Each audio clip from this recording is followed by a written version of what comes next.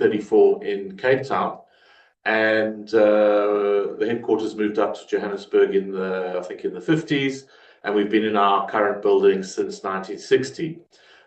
So in honor of our 90th anniversary, we felt with so many elections around the world this year, important ones in India, in the important elections in India, in the United States, and of course in South Africa, along with some 20 other elections across the continent. It's an important year for democracy and to look at the progress or otherwise of democracy in Africa and a bit further afield. The big buzzword in South Africa has been talk of coalitions, the prediction that the ANC may not get 50% plus one in our elections on the 29th of May, which would necessitate a coalition with one or more parties, depending on what percentage it gets. I seem to have noticed that in the last few weeks, the ANC's numbers are rising slowly. So maybe there will not be the eventuality of a coalition, but it's always good to understand that and to prepare for the eventuality. We do have some experience of coalitions at national level. We've had other parties join the ANC in various governments, also particularly at provincial level and at local level with mixed results. We've had occasions where the mayor, there's been instability in councils and government has been reconstituted, and sometimes the mayor has only one or two seats in the legislature or in the local councils. So it's an opportunity to explore a little bit what coalitions are all about, how they work, what we have learned from other places in Africa, particularly today looking at Malawi and Lesotho. Sometimes it's a lesson of what not to do, but it's always important to learn lessons. And we are very happy and proud to have a guest speaker in the first session, Dr. Thomas Maloney, who will be introduced, talking about another aspect of elections, and that's observation missions, observers. What do they add? How do they work? And what, again, have we learned from a number of elections where there's been egg thrown on the faces of the election observers who have said that elections were free and fair, or that they were peaceful and orderly, and then the courts have overturned them, and it's become quite an industry to observe elections. But I won't go on too much. We've got some other interesting speakers on the program, and we'll be delving into, over the next couple of hours, citizen perceptions, the purpose of coalitions, learning from South Africa's previous coalitions, as I said, lessons from Africa, Malawi and Lesotho, and then legal frameworks and coalition stability. So it's quite a packed program, and we look forward to engaging. Our first speaker, who's going to give information about this particular project, is not here at the moment, and I will just fill in a little bit here. So we have been working on a project for the past 7 or 8 months in partnership with Rivonia Circle, which is a democracy promoting body in South Africa. It's quite a new organization, and they work a lot in the space of voter education and empowering citizens. And we've been doing a project funded by the Social Justice Initiative through their New Futures Fund in partnership with Rivonia Circle, where we've gone down to grassroots level, and they've done various voter education events. They're called Democracy Builders, and we've created a little handbook on what to expect from the elections, why elections are important, and they are with us in the process of putting a report together that looks at why it looks at the current state of democracy in South Africa and why people sometimes feel that they are not heard and that they have to resort to social protests service delivery protests because they feel that the democratic system has failed them. I'm not going to say too much more, and I'm going to hand over to my colleague Isabel, who is going to introduce Dr. Maloney. Thank you. Thanks, Steve, and thank you to everyone who's taken the time to join us online, and also for those of you taking the drive from Victoria to join us in person here. And for Tom, who's come all the way from the UK to be here. It's a pleasure to introduce Dr. Thomas Maloney to you. He is a lecturer in the Centre of African Studies at the University of Edinburgh. His geographic focus is East Africa, especially Tanzania. He has conducted research on informal economies, mobile phones, elections, and on bioenergy. Thomas also published on research methods in Africa and is the author of a book on Julius Nyerere's life prior to his formal entry into the political arena. He's convener of a postgraduate course called Research in Africa and also convenes Swahili language and culture courses that are offered to postgraduates and undergraduates. Tom is principal investigator on the ESRC DFID-funded Social Media and Security in Africa, SMS Africa, which aims to provide a timely understanding of the role social media plays in documenting and driving insecurity in East and West Africa. He also works on a British Library-funded project that aims to assist the protection of the archive of the Presbyterian Church of East Africa in Nairobi. Tom, I'm going to hand over to you for what I am sure is going to be a very interesting presentation. Let me just... Thanks very much. Share yours. So you're preparing that. The biography there seemed like a bit of a fraud. Some of that ended years ago. I've since been doing stuff on election observation during COVID and post-COVID as well, which is the bit I'll be focusing on now. I can't claim to be teaching Swahili. I've not done that for a while. I'm not qualified to be doing so these days. Fortunately, we had an East African doing that at the University of Edinburgh, which is where I'm from. Thank you very much for inviting me here. It's great to be back here. Postdoc briefly it's in 2007. So thanks, Stephen. Thanks, Grant, for arranging this. Isabel as well for very much. So as Isabel was saying, I'm an academic. Also, though I've been an observer, you don't get many academics, or at least not UK-based academics, who have experience as observers. Many of you talk a lot about observations, but worked on observation missions with Carter Centre and the European Union, pre-Brexit, of course. So that gig's not open any longer. I'm very aware, though, that I'm around people here who have a lot more experience than I do of election observation, not least Grant. I look forward to this conversation. So, I'll be talking today on this project, Local Perceptions and Media Representations of Election Observation in Africa. The background to the project is noting that at least in academic literature, how people perceive of the goals, methods, performance of observers is generally overlooked in the countries where observation can take place quite a lot. Also, there's not much work has been conducted on how the media relates to election observation. So this is what we've been looking at for the last 3 years, myself, my colleague Robert MacDonald, also at Edinburgh, and partners in the case study countries we looked at as Centre for Research and Policy Development in the Gambia, SAIPA in Zambia, and Rachel Mahoha at the Technical University of Kenya. Project's now finished, but we have the findings of the project, which we'll be talking about today. So, 2 phases of data collection in each of those 3 countries. Kenya, but in order, it would have been Zambia, the Gambia, and Kenya when the elections took place.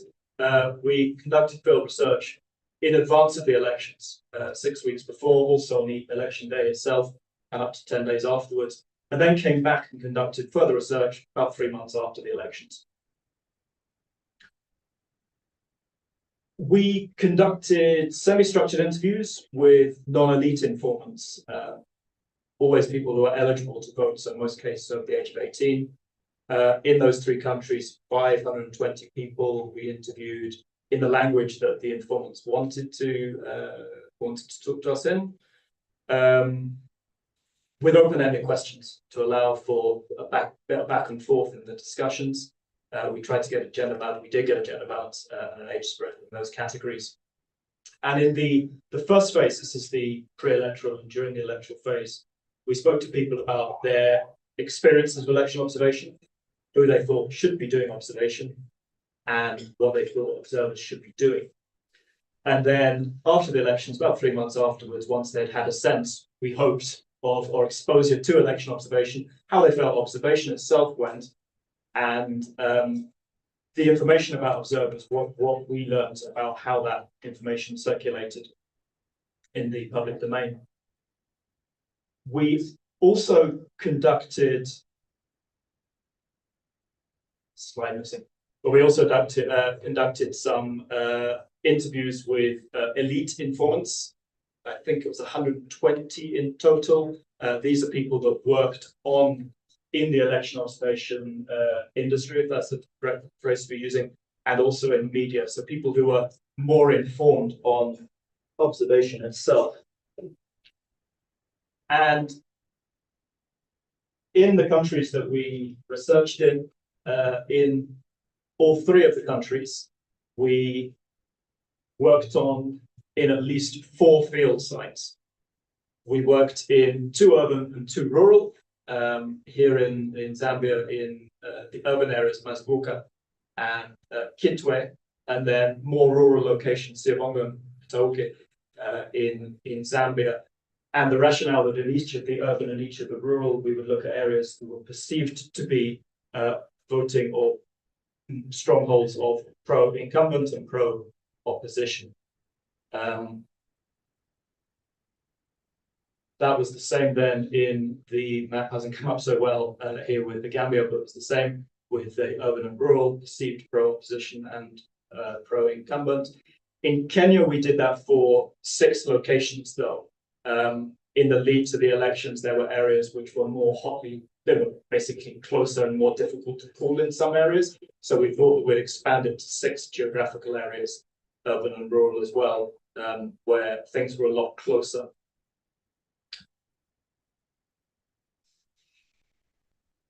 Yeah, here is also on the structured interviews that I mentioned. It was 160, not 120. I undersold ourselves. Normally in the capital city, this was in the phase 1 pre-election leading up to election. This was with the regional observers, often international observers.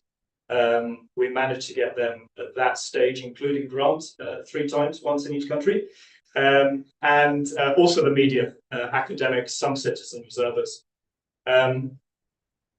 In the phase afterwards, we spoke to the electoral management bodies, citizen observers as well, political parties. We spoke to them at that stage because they're normally the busiest in the lead up to the elections. Not to say that the other observers are not, but we didn't want to mess with their schedules too much. So we spoke to them afterwards when they had time to reflect on observation and perhaps to speak more freely about what they thought of how observation went. In addition to the interviews, we had a media tracker that we looked at how observation was being covered. We were very clear to say that we were researching on observation, not on the politics itself, even though people often want to talk about politics. We weren't asking people how they wanted to vote, which is sometimes what people thought we were doing, that we were pollsters. We were very clear about what we would ask and what we'd discuss on. And yes, we had a media tracker looking at how observation was covered in the media and on social media as well. And we also went to press conferences, some of those which were better known, better publicized, including ACES. And then some of the groups which we might touch on, which were perhaps a little more dubious. So we turned up some of those as well to see just what they had to say about their methodology and to see whether they perhaps had agendas beyond impartial observation. And we're interested with that also on the media dynamics, how the media represented what was being said or misrepresented. So I'll go over the summary findings on both. These are available as short briefing papers, both on local perceptions and on media representation. We'll start off on local perceptions.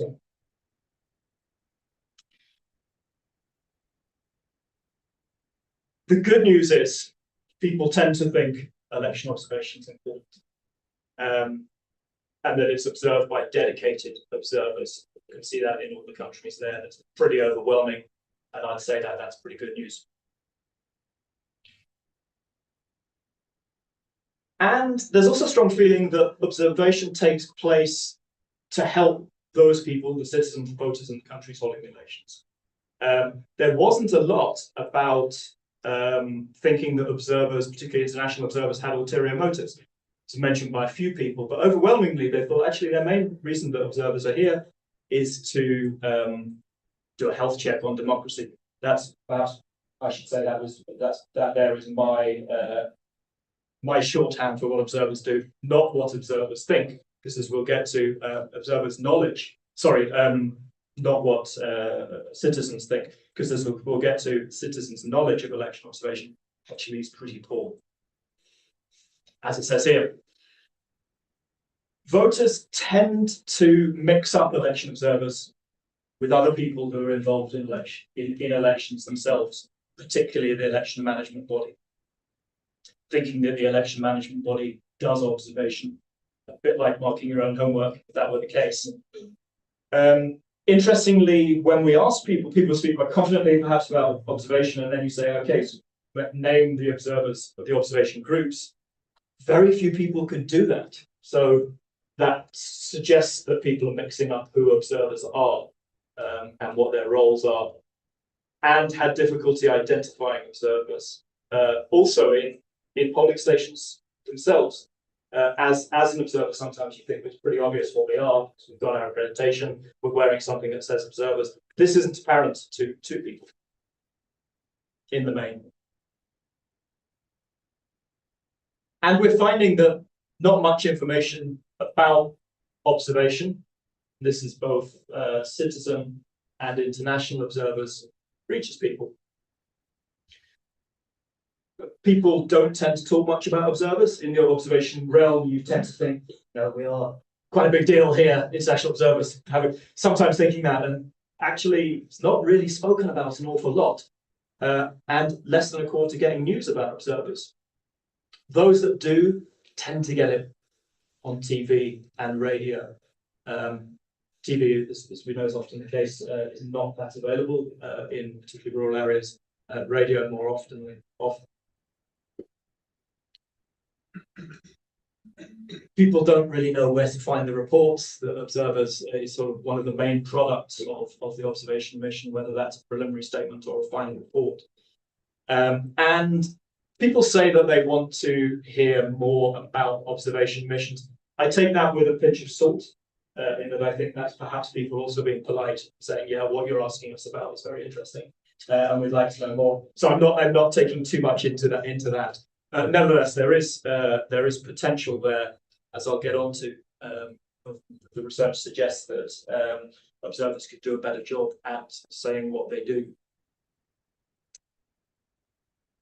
So evaluating then, which is, as I said, one of the things we sought to do, the performance of observers is really difficult if people don't quite know what observation is, what observers do. Those who do feel comfortable about evaluating them generally are satisfied with them. Interestingly, regardless of the origins, we'll get on to some preferences there about observers that we saw in the countries that were covered.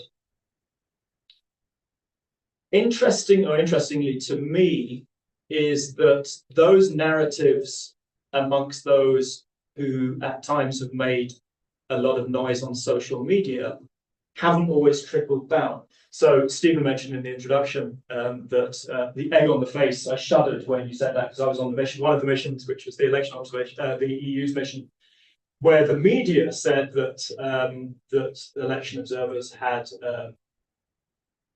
made the wrong call on the election, because this is in Kenya. Kenya Supreme Court annulled it later on, which I've written something to say wasn't quite the case. But this is what was being spoken about quite a bit on social media amongst the politically engaged, the urbanites, who of course are literate, have access to Twitter, bother with Twitter. In Kenya, when we asked them about specifically about previous observation missions and how they went, one person out of 120 mentioned the egg on the face, or the issues with the 2017 election. This was in 2022 when the election took place, in advance of the election. So he said, what are the narratives earlier on? And we're all quite aware that, some observers were perceived to have, in the media and social media, perceived to have made mistakes with their judgments. But this didn't really resonate. It didn't trickle down, which I think is quite an astounding finding. So yeah, they tend also to base their evaluations on how observers did on what they thought about the quality of election. And those, of course, very separate things. But again, they're getting conflated, particularly in those areas where their candidate didn't, or let's say presidential candidate didn't succeed. They'll say, well, actually, the election observers didn't do a good job. So they are saying, they're expressing their dissatisfaction with the outcome of the election, with their dissatisfaction with election observers as well. So again, another conflation there. Interestingly, and this resonates again on people having poor knowledge on what observers can do, is that there's quite a strong belief that observers can intervene in the electoral process. And credible, impartial observers, of course, are there just to observe, and so to see, also to hear, and to report, but can't intervene in the process. In some countries, that's known as monitoring. Monitoring is often used as shorthand for observation. But yeah, there's no intervention remit in observation. You only observe. But people thought observers perhaps didn't intervene when they should have done. Yeah, and they think that the observers should focus on voting and counting.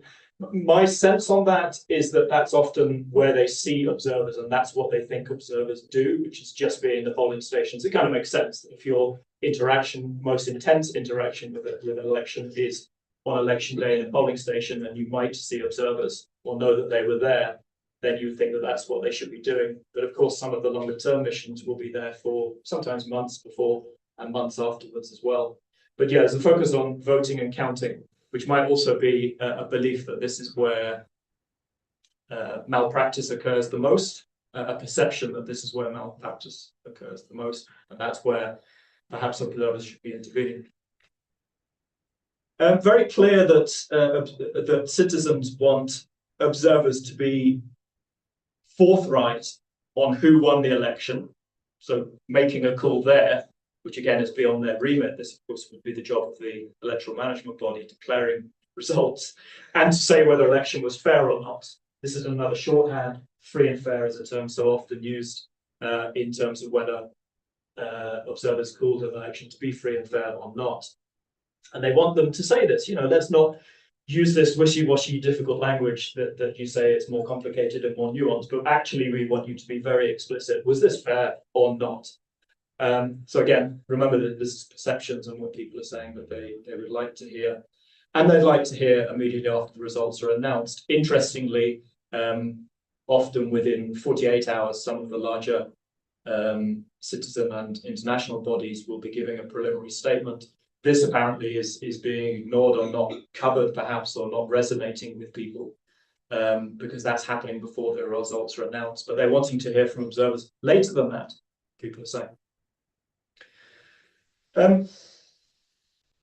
This is a picture here from Kenya, which of course has had a lot of issues with political violence, post-electoral violence in a number of the elections, not least in 2007-8. And when we asked people if they thought observers perhaps shouldn't be so forthright, if that might cause issues, an observation mission saying this was stolen, giving a hypothetical scenario, people thought if there was a risk of violence, perhaps that should be tempered. Interestingly, women tended to be stronger on that and saying it's perhaps a role for observers to be talking behind the scenes there, and being a bit more or less forthright, a bit more muted in what they're saying if this is going to cause violence. And I suppose that's often because in the country here I know best, it's often women that have to deal with the consequences on families and communities, and have recent experiences. Yeah. Oh, this one I like. Who do you think should be observing your elections? And here, a lot say combination, but there's a strong call for international observers here over citizen observers, and you'll notice that there's some country preferences there, in that there's a perception and a preference for international observers, there being a perception that international observers are more impartial than citizen observer groups. Perception, I stress. And those citizen groups are often viewed as being biased or corruptible. Yeah. And factors that explain this perception that is more common in Zambia and Kenya over the Gambia include in those countries political polarization, a high perception of corruption, and a prominence of ethnicity in politics, which is less the case in the Gambia. So I think that helps account for some of those views there, and a general preference, if it's one or the other, for international over citizen observers. And now we shift on to media representation. This is a short bit of the presentation. Again, this is a positive starting point, and that media is generally positive towards observation. As I said, we looked over the media's coverage of election observation. It tends to be very positive, or it tends to be positive towards observation. That said, we'll remember that the public don't know much about election observation. So still very little information about observation missions is getting to the public, which suggests that missions themselves and the media could do more to raise the profile. Perhaps missions could work more closely with the media, and in ways that we recommend could be a bit stronger in raising that profile. We need to remember that the media, this is speaking to Senior, the head of some media houses in the countries that we covered, who I must say gave us a lot of time and a lot of reflections on coverage, and were very candid about their motivations as well, is that they tend to cover elections themselves. It's the politics that they're interested in and that they deem for people to be interested in, not on election observation. That's secondary. And I think that's reflected in why there's not much coverage of election observation in the media. Yeah, the coverage that is there tends to be ad hoc, and that tends to be from the missions themselves making contact with the media. The coverage I've seen tends to be quite poor. Admittedly, I'm someone that looks at this closely and has some knowledge of the methodology, the aims, the outcomes of observation. But what's covered tends to be pretty poor. And this has been explained by those in the media we've spoken to, in that those who are covering observation, remember that this is a sort of side interest for the media, don't have expertise on observation. In some cases, with a very young media, some of these people have not even voted in an election before they're that young, so don't really know what happens in a polling station, let alone what happens with observers, yeah, and what observers are voting. And that was quite evident in some of the countries, particularly the Gambia. And that the media boss is saying, well, or the editor's saying, well, you know, we'll have our hot shots looking at the politics, and we'll send off the entertainment journalist to go and do this, or the sports journalist to go and do the observation. And so it's perhaps not surprising that the coverage that you're getting there isn't as good as having a political specialist talking about observation. What tends to be covered is, first of all, but to a lesser extent, deployment. And I think this is where the missions will be encouraged to go to the media and say, we're deploying, we have our observers. And you'll see this in a few months or a few weeks before the observers. There'll be some coverage of observers walking out to their cars, wearing their bibs, saying we're in town. And the other thing that's covered is the preliminary statements. Although, as we noted, people tend not to know much about the preliminary statements themselves. These are media informants here, where we're talking about the media, and they were pretty honest, saying, well, sure, we can mischaracterize these things, and we need to talk in terms of binaries. It was free and fair. It wasn't free and fair. Yeah. There's too much nuance, and I know the people that have to write these have to be nuanced in what they're saying. It's in some ways a very political activity at a time of high tension, and you have to be very qualified, particularly with preliminary statements when the process is not finished, and that needs to be and is more often than not strongly emphasized. But that's not always covered in the media, who like to say, because of course the media has its owners who might have political affiliations. It might be presented in different ways. And then these final reports are coming out maybe 3 months after, and the media is just saying this is not relevant. It's after the fact. It's not hot any longer. We want to talk about other things. So the final report is not interesting to us. Getting towards the finish here. Which election observation related content the media covers? Yeah, there are some cases of politicians being negative, as you might expect if they've not done well. Then they'll say observers didn't do well. That's not a surprise. There's not normally a lot of coverage in that, on that. As I said, media houses are aligned, so that's likely to have a role in them cherry picking, perhaps, some observation missions saying certain things that align with their political preferences. And I must say, in all 3 of those elections, in Zambia, the Gambia, and Kenya, but this time in the years we covered, observation wasn't controversial.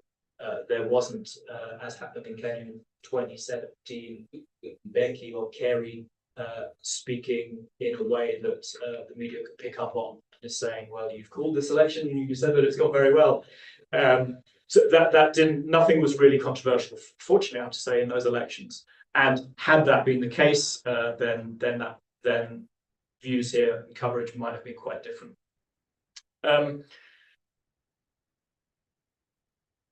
Observation missions, yeah. So there tends to be quite a broad coverage of different observation missions. I must say here tends to be international observer missions.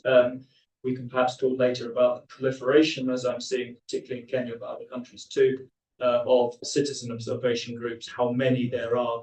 Tends to be quite of international observation groups. And here I mean regional as well as non-African. Small amounts of coverage.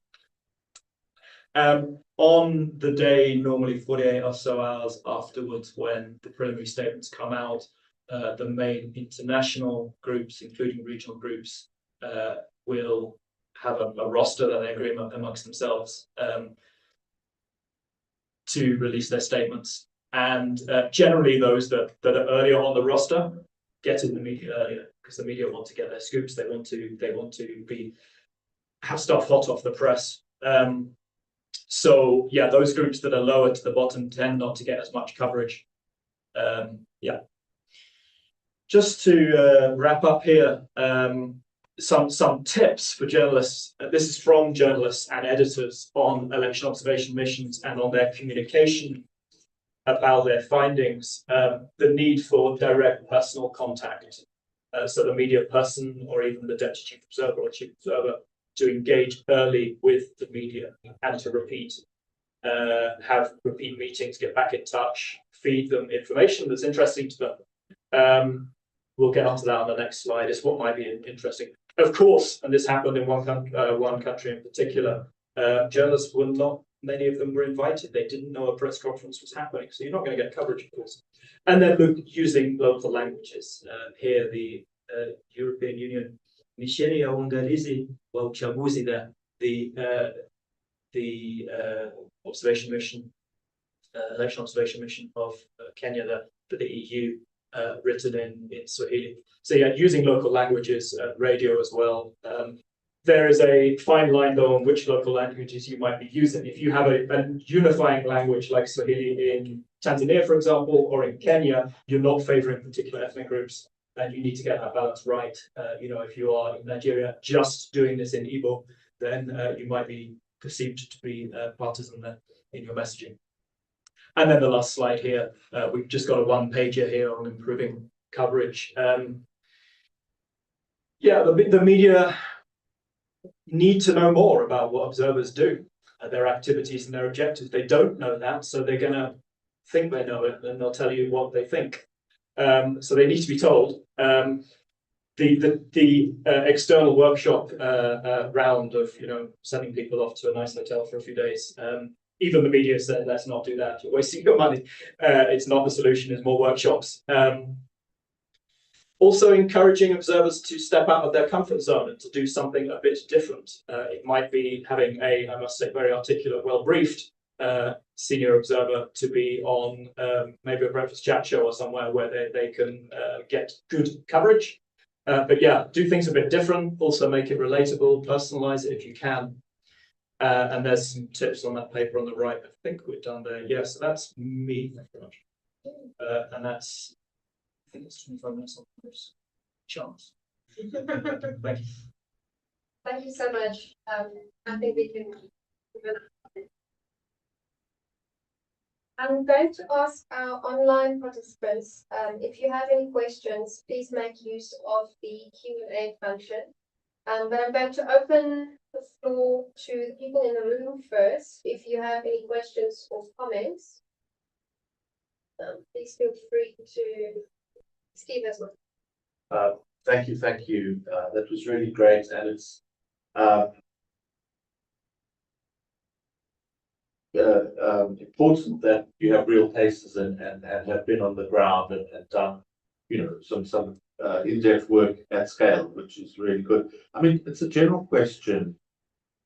Are observers worth the money that our government spend on them?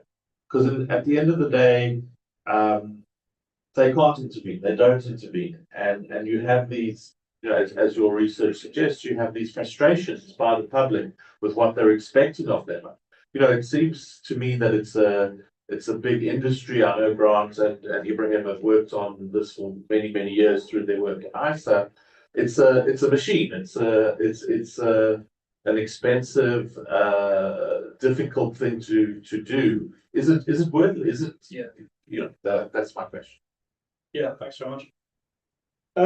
I would say yes, certainly. Some of them are very expensive, but those I'm more familiar with that are on the more expensive side, international ones. I must say I'm one of the people that reads the reports afterwards, and they're really good. They're very detailed. Nigeria's something to look at yesterday for something I'm writing, 92 pages. That's actually on the shorter side. But everything that is said, and this is why it maybe takes 3 months, the process needs to continue, but everything that's said it's like a pretty good dissertation or thesis. Everything is referenced. Yeah, if they're making this claim, they then have to show this proof. And I think that this helps us to think about a sort of hierarchy or a spectrum of observers. Is what we're doing here in your question is talking or potentially tarring all with the same brush. Yeah, and there's a whole range that I can mention of observers. Or just, I suppose, looking at citizen observers in Kenya, I can see a typology of what I call the 4 Ps.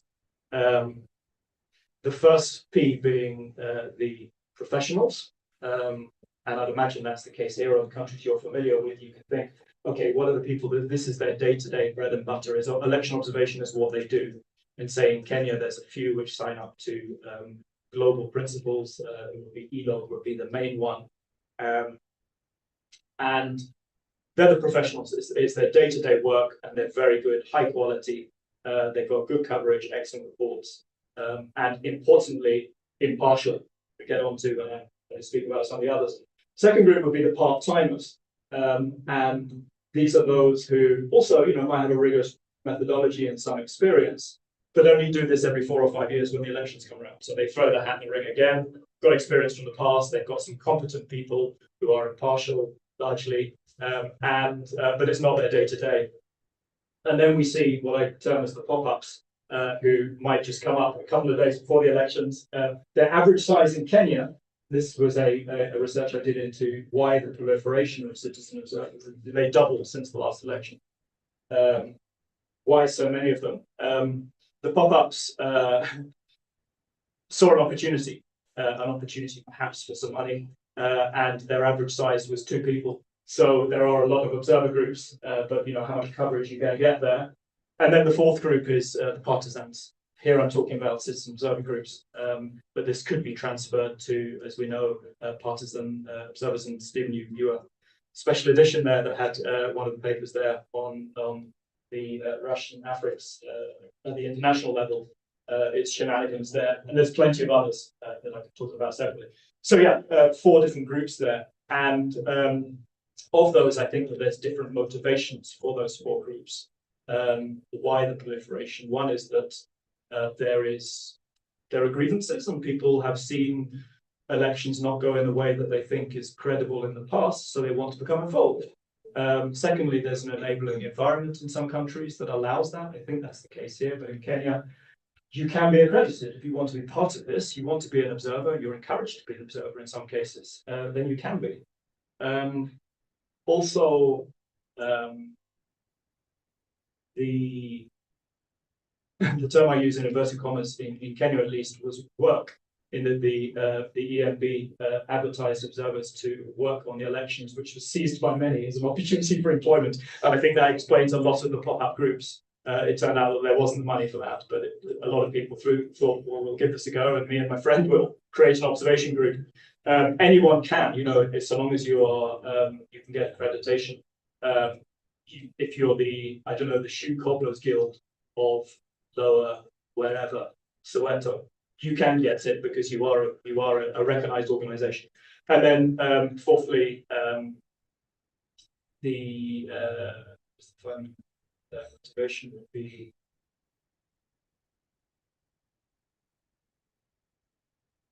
vetting, in that often these will crop up a couple of days before elections, and the management body just can't do the vetting, so everyone becomes an observer. So yeah, to get back to your question, are they worth the money? I don't think we should talk about observers as one entity. They're very, very different. I think they're an important health check on democracy, yes, if they're credible and impartial. And partiality or impartiality is the key word there. And there's questions about whether they should perhaps work more closely between international observers, which will have particular things they bring to the parties, perhaps not the best word, bring to the enterprise, perhaps not the right word, but that they would bring to election observation. And citizen observers, of course, have many things, not least the political context. But then there are the questions about potential or perceptions about potential biases. So could they work more closely together? In some cases, they have to, particularly if one of those groups is not allowed to observe. But I think that there's a strong case to be said that they should be separate as well. Thanks. Thank you so much, Steve and Tom. There are 2 questions that came through online. I'm just gonna sort of ask them in one go. So the first asks, did the study examine frames or templates used by election observation missions for commonalities or divergence in method, and what would be observed? Do you also look at the type of support, guidance, and facilitation, briefing or training, reporting requirements, etc., by EMB for EOMs? And then another comment that says, this was most interesting. I note the lack of enthusiasm from for regional observers. What is your take on this? My concern in the SADC region is that there has been an element of mutual protection among the liberation movements. SA endorsed ZANU-PF's victories again and again. Can observers provide a veneer of legitimacy in my view of fair? Excellent, really good questions. Really good. Yeah. And I think I sense lots of nodding going on there with some of the questions. Templates for different methods, yes, to some extent we looked at that in terms of what it was they were doing. You can read it from their statements, because even from their press releases, which admittedly we were proactively looking for, which most people were not doing. So you could see what their methodology was, you could see in advance, you could hear from them what they were doing. In the Gambia, for example, the Westminster Foundation for Democracy had a particular remit. I think they were looking at gender, and I think online as well. And Other groups have decided that they're just going to look, say, at the social media environment. So they will say this, they'll be explicit about this as they introduce their missions as to what their particular interests are in that observation. And these evolve as the challenges evolve. I think one in the social media and the online space that observers will have to adapt to is artificial intelligence and within the disinformation environment. So some will have particular focus perhaps on disinformation. That's one that's obviously going to come into play as well with artificial intelligence. So yeah, we would observe as much as we could those different methods, but often they're spread across the country. Sometimes they're just in backroom offices doing their online stuff. Sometimes they're not even in country, because if you're looking at the online environment, do you need to be? Support by the EMB. Yeah, we were kindly in one country invited to the briefings, given excellent access actually, and were accredited as observers, which really helped to observe the observers.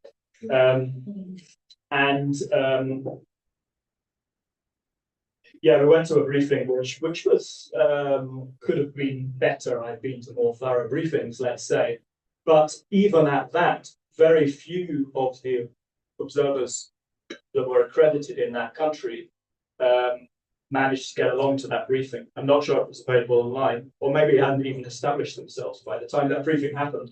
I was then, by dint of being a researcher that had accreditation, put into both the citizen and the international observation WhatsApp groups, and could see the conversations going on in that country. And in the, actually it's about to be published, so I'll say it's Kenya.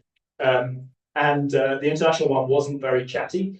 As you might imagine, I think the people generally knew of the international groups, what they were doing. They'd done this many times before, bit of discussions going on, but I expect that they had their own WhatsApp groups or other means of communication that were not being refereed by the electoral management body. But the citizen observers, boy, that was difficult to follow. It was very evident there that a lot of groups had no idea what they were doing as observers. And you know, okay, well, I've observed this and it's fair. You'd hear within 2 hours of the polls opening, and when do I get my money? So support by the EMB. Yeah, I think there's lessons to be learned. The EMB, though, I have to be fair here. The EMB gets a lot of recommendations from a lot of observer groups on saying how that they can improve things, and it's incremental steps. In the main, in the countries we covered, they generally every election improve. But you know, they're underfunded, under-resourced, and boy, they've got a tough job with a lot of, you know, difficult forces on them. So I think we should give the EMBs slack here, a bit of slack, and yeah, realize that they've got a really difficult job going on. I must say there, I'm being kind too, because I think generally to all the groups that I talk about here, because people were so open, I think it says a lot to us interviewing them and researching, including EMPs. And the last one on regional groups. Yeah, okay, I thought this might get political. I'll be careful what I say. Well, what I'll do is I'll go back to the data and not give my own views, but to say, yes, you're right in seeing that from the countries we covered, and I've heard this from other countries too, those groups that are criticised the most, the regional ones, they tend to say, you know, it's an old man's club with emphasis on men. It's a chance to learn tricks. This is often politicians who are going out to other countries to see how things can. Yeah, and I've been in one of the countries. I was in a hotel where the guy was not going off doing observation. He was drinking beers and chatting with me while I was interviewing him on election day. And this guy was getting paid a great per diem and having a wonderful time from a regional group. So some of them, we know that ECOWAS is under pressure at the moment, different pressures with different forces causing them pressure from around the world. Yeah, some of these actually are very credible. Some of the smaller ones in other parts of the continent or covering a smaller geographical area, although SADC isn't a small geographical area. Yeah, are sometimes you can think that people perhaps are accurate when they say that you're not being critical enough, when lots of other observation groups are saying perhaps things aren't as rosy as you think they are. Yeah, so the evidence suggests that there's a bit of pressure on some of the regional groups. Fortunately, though, they don't always get much traction, and that some of the better known, more credible ones quite tend to get traction as well. But yeah, it's a mixed media environment, so it depends who wants to cherry pick what findings. Thank you so much, Tom. We've got 10 minutes left for discussion, so I'm going to quickly read out a comment and a question that we got online, and then perhaps take another question from the floor in the room. So the comment says, any comparison between the regulations or laws and even understanding in Africa versus the US? Strangely, US law in many jurisdictions forbids non-citizen, non-state observers, yet they fund, facilitate, and demand to observe African elections. And then a specific question says, your presentation looked at how the media perceive and cover election observation. To what extent is the overall value of election observation compromised by the media and general civic space legal framework in this country of observation, and what can be done about this? In Tanzania, I had an observer tell me that they had to first get the Electoral Commission's go-ahead before engaging media. Is this universal? And then before I pass the floor to Tom, are there any more contributions from anyone in the room? Tom, I'm interested if in your research you engage with any political parties or political actors and how they viewed election observation in those countries. Excellent, thanks very much. Thank you. I'll finish off on that last one. Engage political parties. Yeah, boy, we try, and that's the most difficult group to get because they're really busy in the lead up when we're there. Even if we're there six weeks before, it's very, very difficult to. You can do perhaps afterwards, but then they've got other things to do, and that would be the best time. Would be the 3 months after period. This often happens in less formal conversations where. I have to be ethical and always tell people the research that I'm doing and be upfront about that, but people might like to have a conversation that isn't in the headquarters of the political party. Yeah, we try to, but it can be, that's the most difficult group to get because they're hugely busy. And of course, they have their own narrative on observation. They can say very interesting things. It's often most interesting to speak to, from any of the organizations we look at, whether they're political or electoral management bodies and others, to people who no longer work with those bodies once they've maybe retired or been sacked by the new regime, is to then you might get more frank conversations about how things work, and then you realize I try not to be naive about how dirty politics is.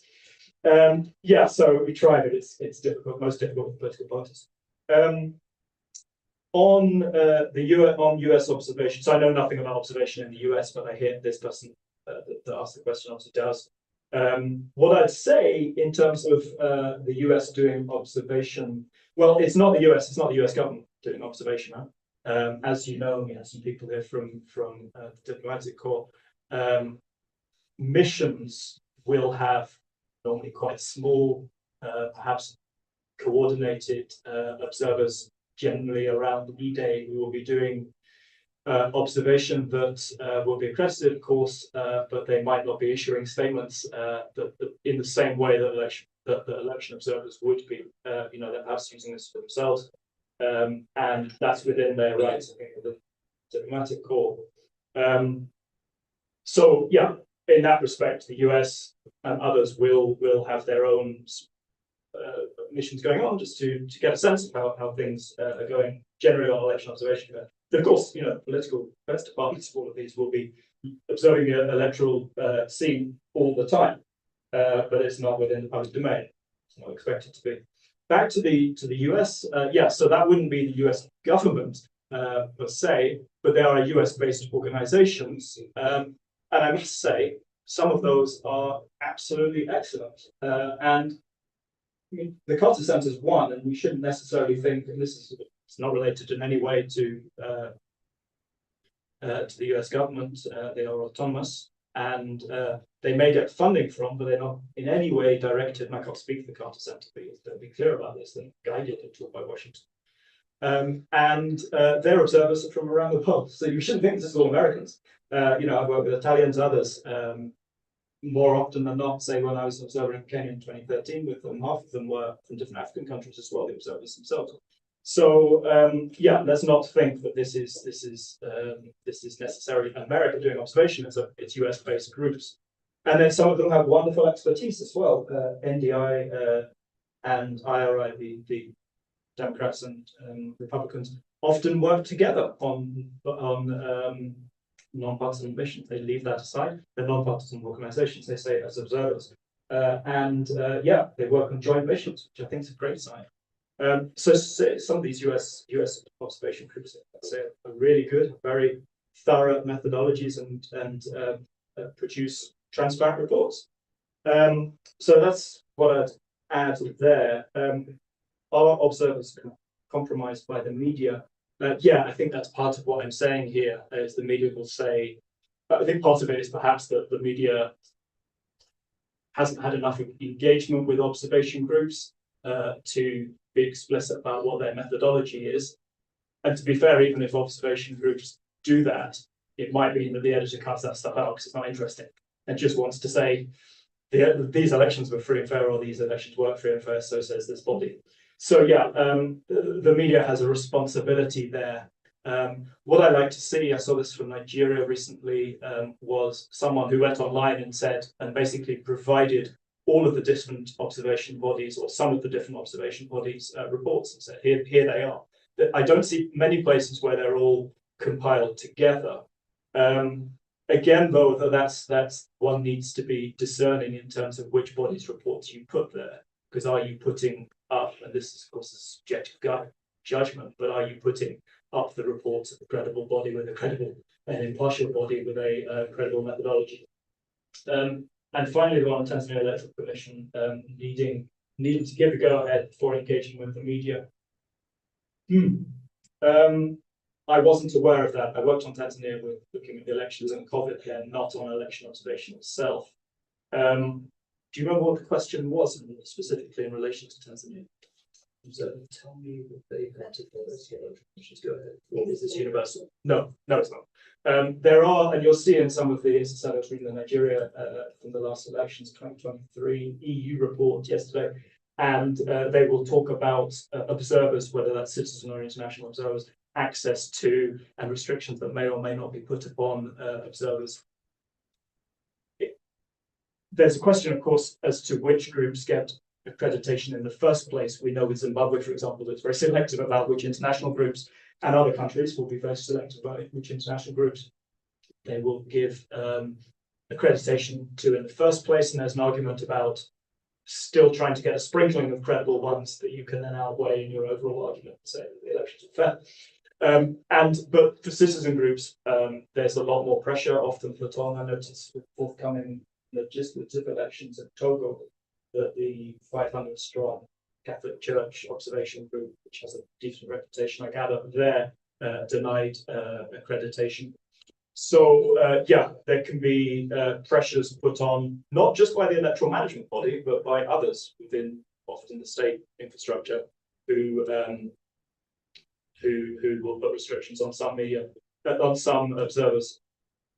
The difficult job there is often for the citizen observers, and we know cases, say, in Mozambique, assassination, and other countries as well. So these guys do an incredible job, a very brave job in some countries, for speaking truth to power in some ways, with a view to giving an impartial assessment of the electoral process. Thank you so much. That was a very good, very engaging session. Thank you to those of you who asked questions. I do know there were still some that came through now, but unfortunately we are out of time for this session. So we're going to take a quick 10-minute breakfast break. So to our online audience, please rejoin us here at 10:45 South African Standard Time. And to everyone in the room, there's some refreshments outside. Thank you so much.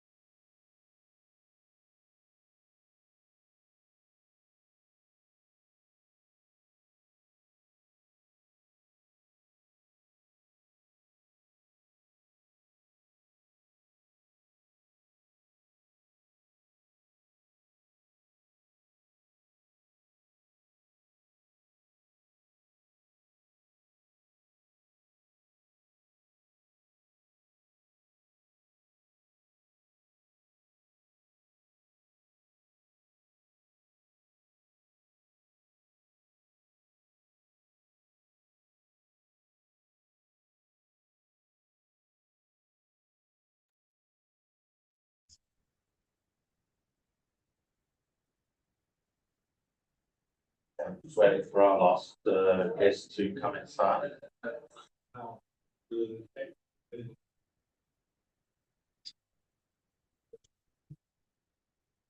Great.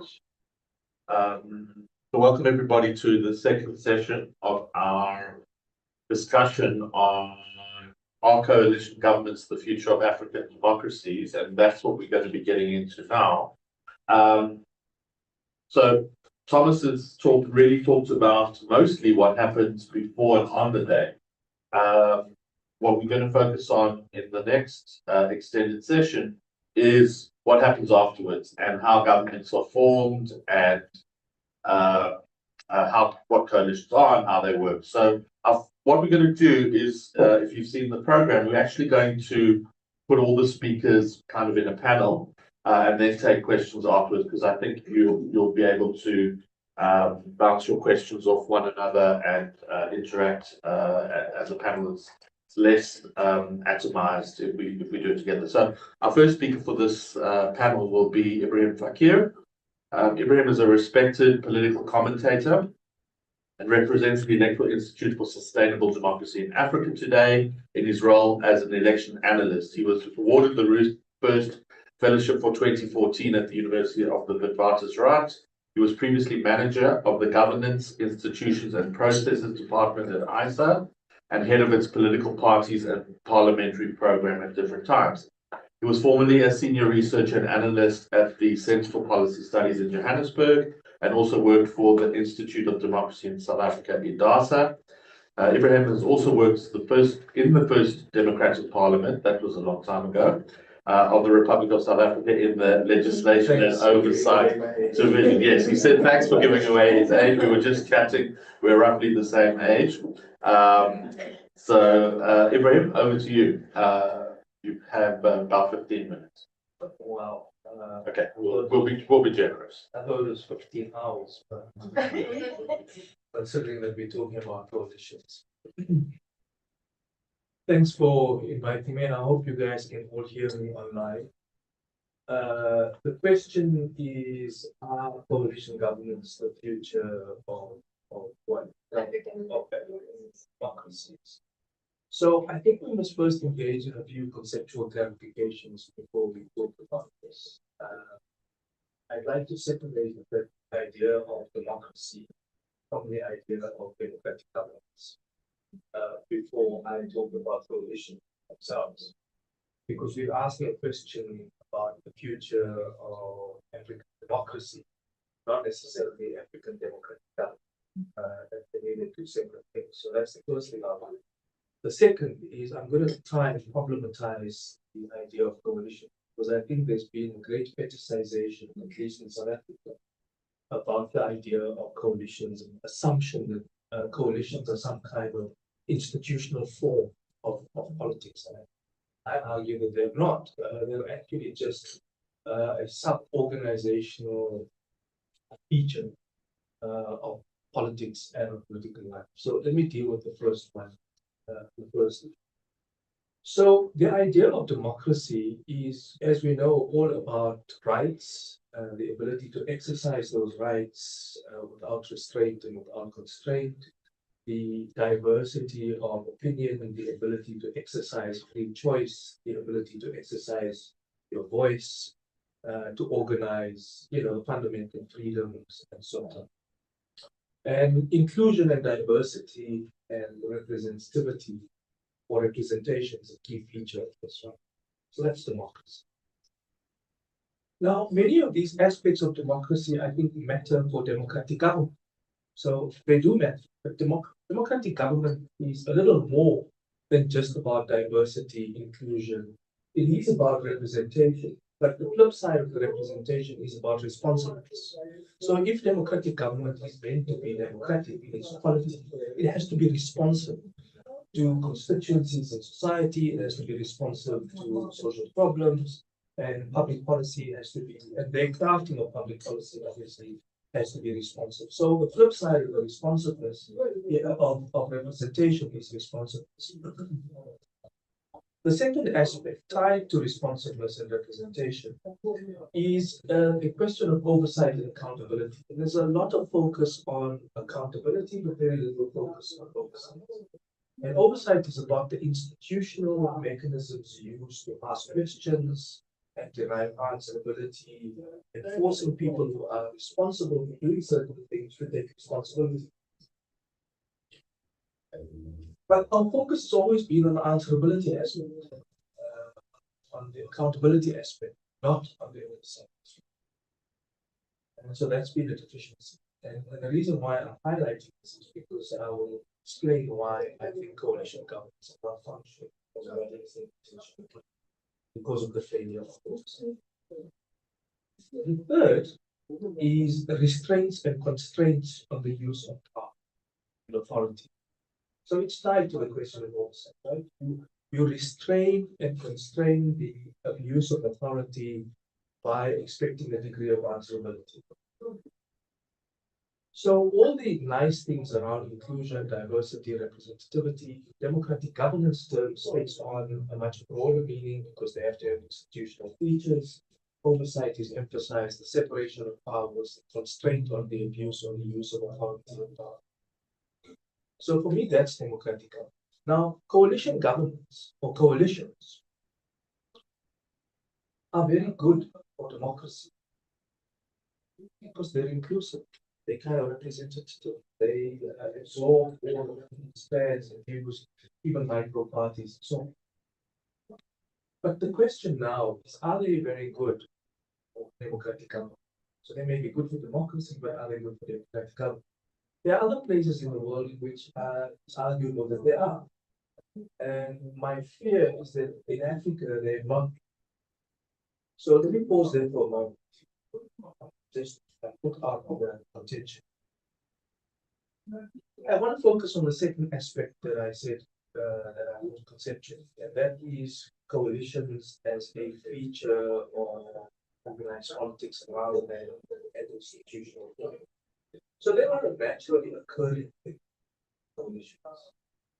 They take on organized form of politics because the electoral system and the institutional features of those systems did not facilitate the outcome of majority government, and that's why we have coalitions. Because if you didn't, and people had accord politically with each other, they would have entered into an alliance, what people call pre-election coalitions, which are not always very good, because they give rise to different kinds of politics, and discuss that later. But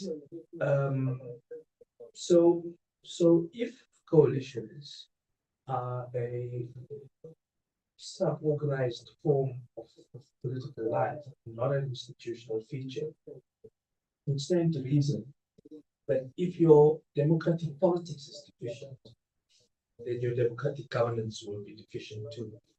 And if coalitions are a feature of the failure of majority government and the source of its derivation of legitimacy is somewhat unstable, bad, poor. So if you have bad politics, you'll have bad governance, and you'll likely have bad performance for coalitions because they are a sub-feature of bad politics. That's a fancy way of saying that many of the problems that people attribute to the failures of coalitions are not necessarily a failure of coalitions, but they're a failure of governance, they're a failure of democratic governance. They just exacerbated or feature more prominently or feature more greatly when they are in coalitions because it's function of normal governance. So I just want to use a South African example. Sorry, Thomas. The city of Johannesburg. Is it true to say that all of the problems that we face in the city of Johannesburg are purely attributable only to coalitions or minority governments post 2016? No, we've had a billing crisis, service delivery crisis, problems with government performance, with compliance, with all of that before 2016, and we had a majority government.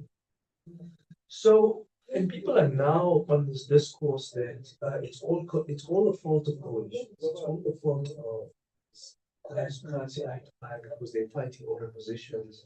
they're fighting over the spoils of public contracts and so on. Meanwhile, the dysfunction was real and evident before coalitions. So, so we have to consider the performance of coalitions in terms of the performance of government and democratic government generally. So can coalition governments work? Yes, they can. And there are examples in many other places of where they do work. Some of them are declined, clearly they have no available. Scandinavian countries coalitions work reasonably well. And we have no comparable examples, even if you choose Lesotho and Kenya, where there have been coalitions. They're not performing. I think it stands to scrutiny, given my premise that we have to consider or understand the failures of these coalition governments because of the broader failures of democratic governments before. So why in some places do they work well? Because in those places, other than the fact that there's a historical maturity which has happened because of the development time at which they're at, they've had more than 100 years of developing this culture. And that's not to say that we are deficient because we don't have it. But what sets them apart is two things: A, the political culture, and B, a set of institutional rules which incentivize good behavior and inhibit bad behavior. But the idea that you can construct a set of rules that will inhibit bad behavior and incentivize good behavior does not always hold true, because as we know in a governance system, every time you plug a hole with regulation in one area, you open up a loophole for exploitation in another. But there is a fine balance in the way in which they crafted this. And in Africa, especially in South Africa, few people want to even contemplate the establishment of the basic set of rules which can incentivize good behavior or disincentivize bad. And what I mean is, every proposal you make about trying to regulate coalitions, one is not arguing for over-regulation or following bureaucratic burdens and bureaucratizing politics, but one does want to inhibit certain forms of bad behavior. So the first proposal that has been put out has been thresholds. And of course, none of the smaller parties want this because it's an existential crisis. Even if you put a low threshold, something like 5%, nationally, close to about 7 political parties in South Africa would completely disappear at the national level. If you had a more modest threshold at the local level, there's a many more hundreds of parties. So no one likes the idea of it. Now, before I go on to some of the others, for why they can't work, one should and must know, because I think we take this as implicit, but we should make it clear that different political systems, different electoral systems would engender and incentivize different outcomes with regard to coalitions. So PR predominant systems are somehow engineered to bring about coalition, which explains the switching. Some people are confounded as to why it took so long for South Africa to have this come out, but I don't think it took that long. 2016, from the time of our first democratic local government elections in 2000, that's only 15 years, in which this need for minority government first appeared in 2016 and frontline coalitions.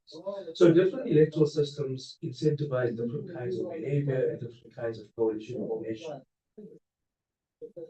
But if you think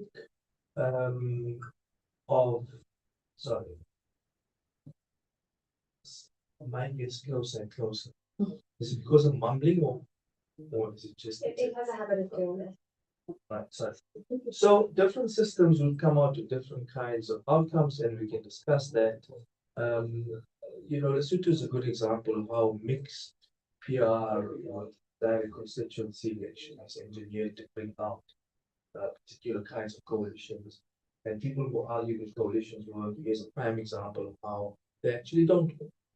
And why didn't they work? Partly because there's a crisis of representation. The parties, they don't actually, they purport to represent the constituencies. They claim they do, but they don't really. The second, and here, despite my wearing a tie, here's my Marxism. They don't actually represent class interests in society. So in many northern jurisdictions, coalitions are struck on the basis of those parties actually representing bodies of opinion in society, firstly, and secondly, actually representing certain classes. I mean, class in its classical sense. And we don't have that. Now, in South Africa, that's not far-fetched, and perhaps in other parts of the continent, because identity politics feature a lot more than your class identity. So the primacy of your racial or ethnic or other identity is more pronounced than your class identity. So in some cases, it might explain why you don't have these compacts or coalitions happening between parties which represent distinct class interests. It might change over time, but it's not that's not the evidence either of the examples. Kenya, Lesotho, and so on. So the first is set of institutional rules which can facilitate either failure or success. Second is the crisis of representation that purporting or representing actual ones of society not. And the third is the question of representing actual class relations in society and bringing those into the system. And so largely the coalitions have been about compacting amongst these political elites. And by extension, those who reach out to certain corporate and business segments. Second, they have been about the distribution of the spoils of office. So all of the negotiations about who gets what. And this is true in Kenya too, because what else could explain that between election to election, better enemies of one election became coalition partners in the very next one. So there's no fidelity to a set of ideas. And I'm not even being as grand as saying ideology. Basic principles. And that's what I mean by this crisis of representation. Since you seems that you're not representing people in society actually, nor do you actually have fidelity to a set of ideas and principles and values. So everything is negotiable. And that's the third distinguishing feature for why there's success in some countries, some jurisdictions about coalitions, because they actually thresh out a negotiated agreement amongst themselves beyond high principles. They're not going to say we're striking a coalition because we're pro-poor. We're not striking a coalition because we are having this ethnic group coalescing with other ethnic. They actually coalesce on the basis of saying, okay, our priority is going to be building an airport. How much, what proportion of the budget are we prepared to allocate? That's the level of detail that these discussions and negotiations go through. So that's the third distinguishing feature. Actual thrashed out detailed negotiating agreements about what we're going to do, what the priorities of the government are going to be, and how we're going to spend money. And then lastly, and this is more a culture issue, rather than it's compliance to the actual agreements that you strike. That you more or less agree to what you have given your word for, rather than in all the examples here, so that you say one thing, once you behave wrong, once you're in office, you don't get what you want, and then you engage in brinkmanship, obstructionism, overthrow, and you coalesce with someone new. So that creates instability in government. And again, on a concluding point, the instability of government of coalitions is just exacerbating the fact that they were unstable to begin with, even if you didn't have a coalition. There certainly is advantages to having stable not one party, but stable majority government, because there is a greater amount of stability, but there's no guarantee that that stability brings about better government and better redistribution. So coalitions can work, They can also be horrible failures, and we have to address all of the primary problems in our democratic politics. If we want better democratic government, and if we want better coalition. Thank you. Was it less than 15? No, Yeah. I don't have a lot to say. 17 3/4 minutes, but I was very generous. Very, very generous. Thank you, everyone. I have lots to think about there, and as always, incisive analysis. Thank you. The next speaker will be my colleague, Isabel, which is herself, Isabel Bosman. And Isabel holds a Master of Arts in Political Studies from the University of Witwatersrand in Johannesburg. She is a researcher on my team on the African Governance and Diplomacy Program at the South African Institute of International Affairs. Her research centers on the nexus between technology and politics, and she has a particular interest in biometrics and electronic voting. She also studies African elections, democracy, and has a keen interest in political theory. Before joining SIA in 2021, she was a Konrad Adenauer Foundation Scholar at the Institute, and she also worked on SIA's Atoms for Development project, which focused on the peaceful use of nuclear energy in Africa and nuclear governance issues more broadly. And Isabel is going to be talking to us about some lessons from South Africa's previous coalitions. Thank you, Steve. Just like Ibrahim said, he thought he had 15 hours. When I was preparing for this presentation, I kind of thought 15 minutes is not a lot of time to talk about the entire history of South Africa's experiments with coalition governance.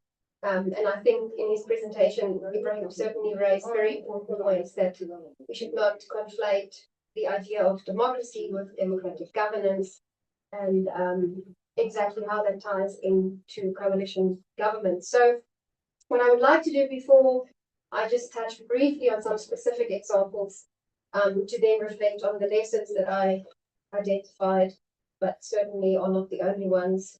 I just want to give some general observations about discussing coalitions in the South African context, but certainly applicable also more broadly.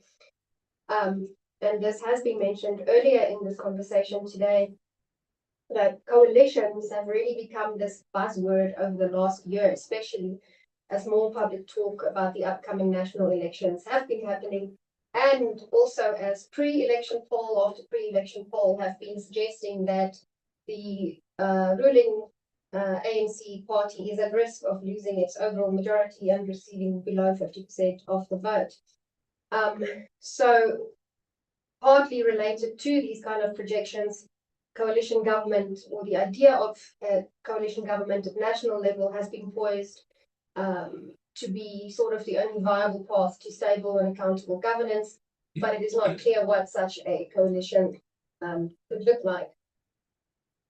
And while it has now become a buzzword, the idea of coalition governance is certainly not new to South Africa.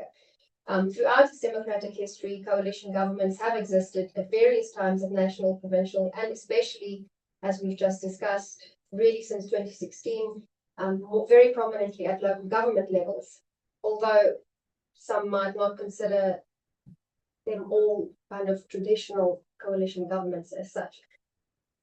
But some of the most prominent of these examples have included the Government for National Unity from 1994 to 1999. Some even point to the founding of the Democratic Alliance itself in 2000, alliances between the ANC and the Inkatha Freedom Party, the IFP, as well as the DA and the IFP's Coalition for Change of 2003, to name but a few, all of course with varying levels of success and differing lifespans.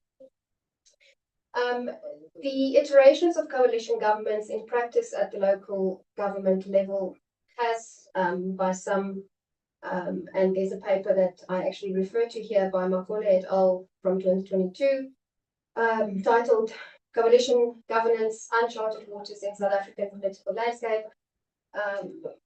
where they argue that, quote, the coalition governance model at the local government sphere in South Africa can be used as a new governance model that can improve leadership, share governance practices, and service delivery to guide future national governance trajectory.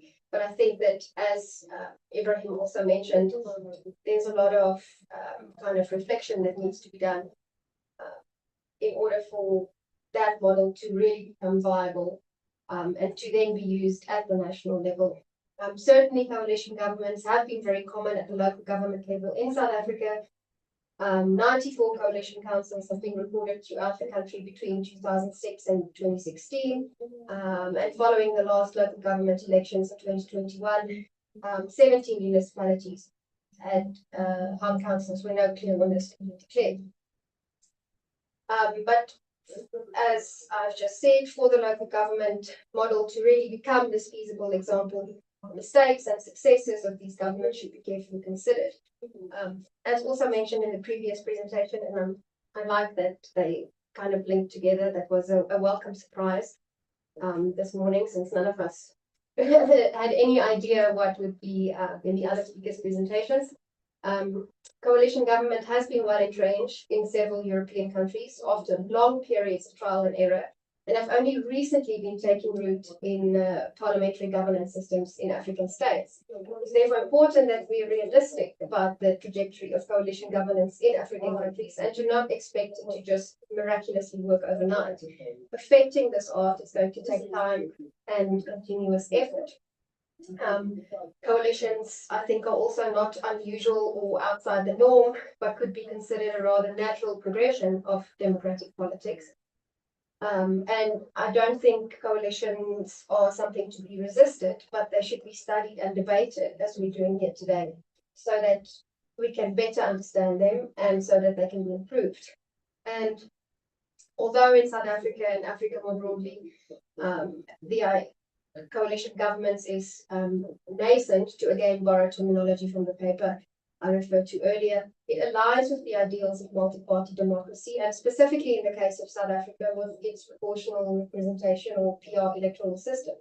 It's therefore not far-fetched, but aligns quite well with its provision, and I think it makes the discussion that we're having today all the more important. So, thinking about coalition government in this specific South African context, I think, again, more than 15 minutes is needed to really fully lay bare the subject and look at the lessons that it has to offer. But what I would like to do in the time that remains, with these general thoughts in mind, is to just revisit some of the national and local government level coalitions in practice since 1994 to see what lessons we can draw from our own history of coalitions as we prepare to go to the polls. So looking briefly at the Government of National Unity from 94 to 99, certainly one of the most famous examples of a coalition at national level, but it's also rather exceptional because this was not a voluntary coalition, it was a constitutional requirement. The Transitional Constitution of 1993 stated that parties receiving a minimum of 5% of the vote were entitled to form part of a multi-party government that would guide the country through its first 5 years of democratic rule. It was believed that this would contribute to a peaceful transition and provide stability. So the government was made up of the ANC, the then National Party, and the IFP. But significant problems have been identified with this coalition. And I'd like to point to the involuntary nature of the alliance, which certainly didn't make things easy. And some experts point to this as being one of its biggest weaknesses. In fact, Dennis Kadima, one of the leading scholars on coalition governance in Africa, called the Government of National Unity, quote, not a coalition, but a cohabitation or even a forced marriage, first word, which in reading on coalitions, that idea of forced marriage or the idea of marriage kind of features a lot, and can make of that what you will.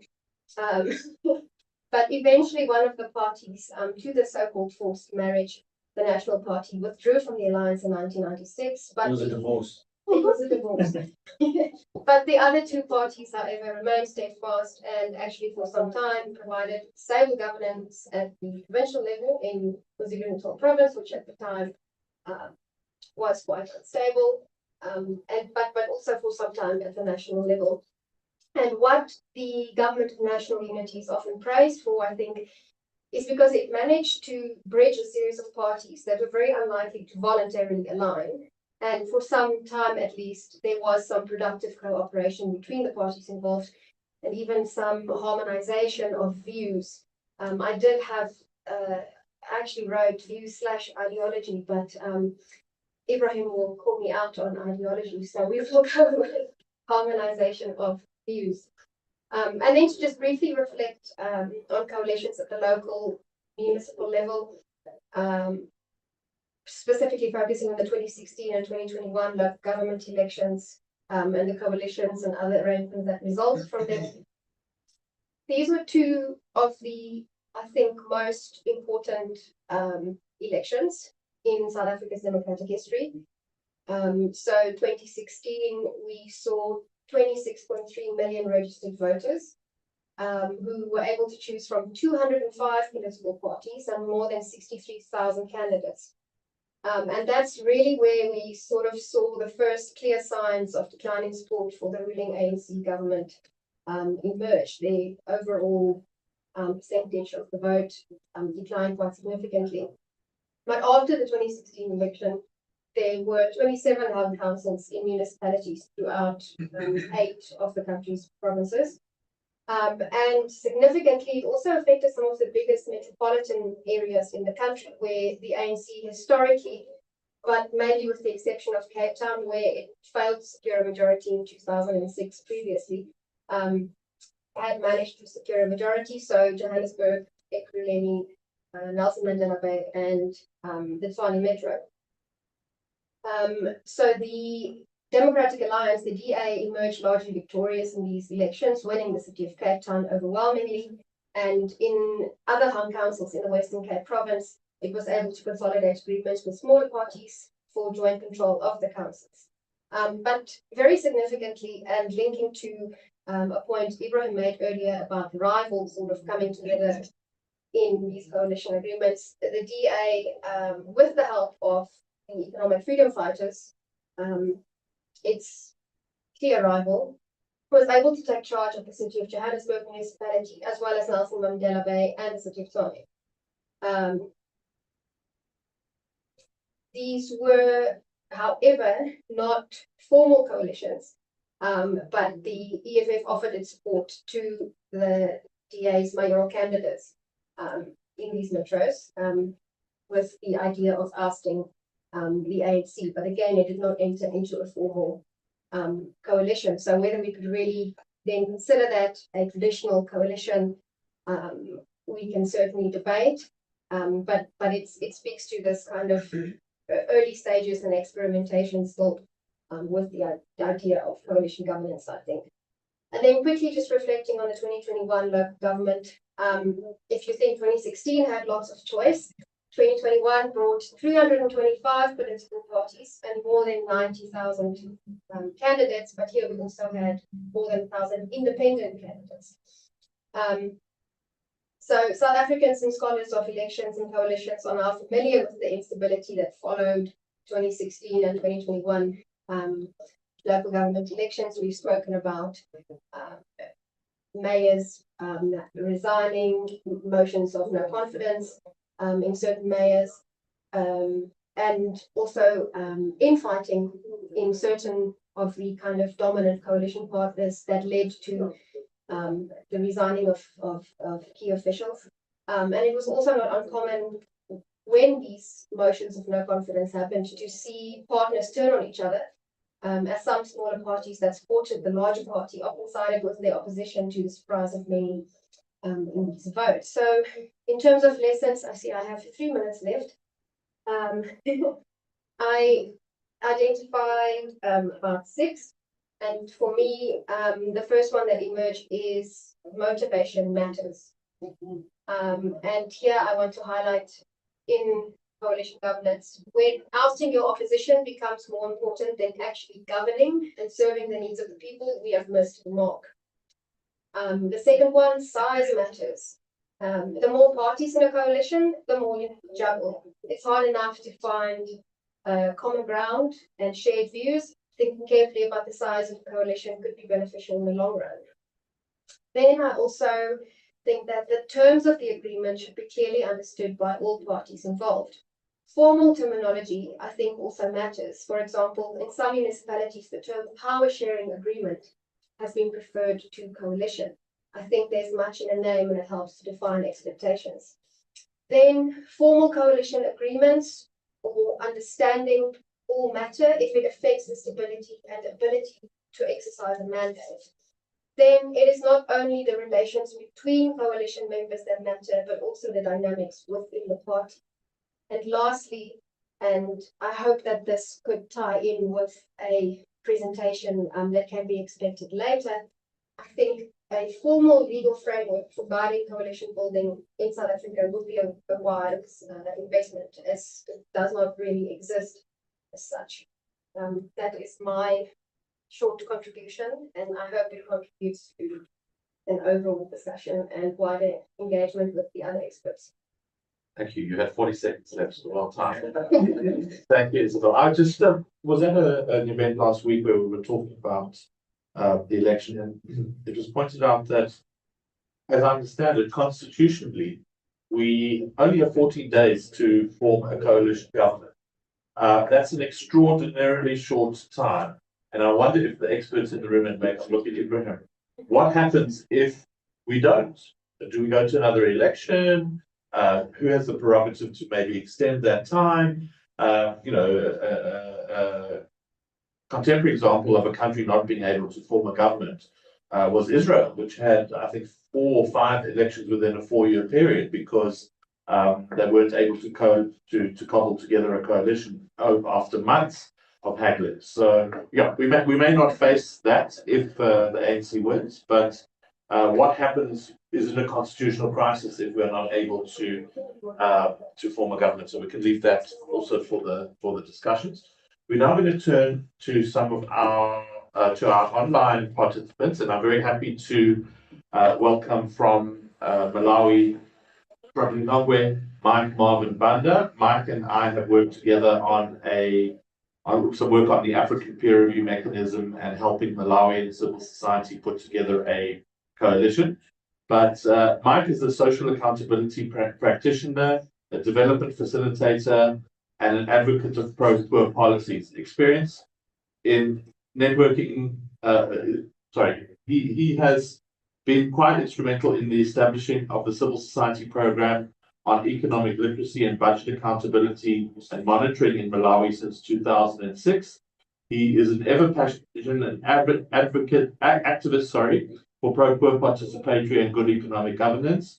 He holds a Bachelor of Arts in Community Development and a Certificate in Fundamentals of Social Accountability. He has 18 years of work in the NGO sector, and he is a member of the Regional Coordinating Committee for the Southern African People's Solidarity Network. And he currently works as Regional Coordinator for the Malawi Economic Justice Network, MEGIN, an economic think tank and leading civil society network in Malawi, championing the promotion of pro-poor and participatory economic governance. Mike, you have the floor.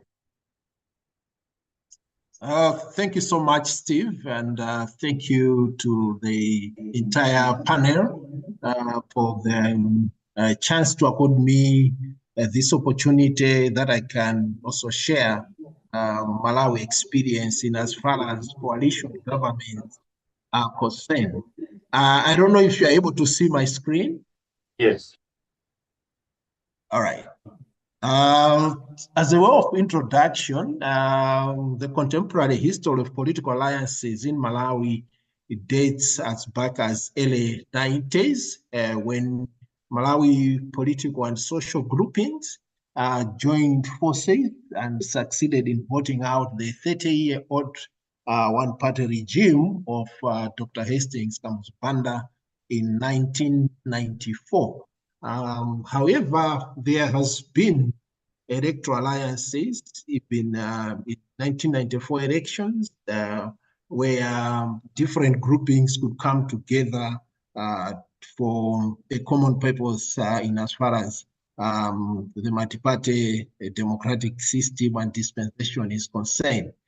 As per the history, as of May 2004, Malawi had more than 30 registered political parties, and the Malawi Congress Party, being the oldest that took over from the British colonial rule, was the oldest, having been formed as a national mass movement to fight for the independence from colonial rule.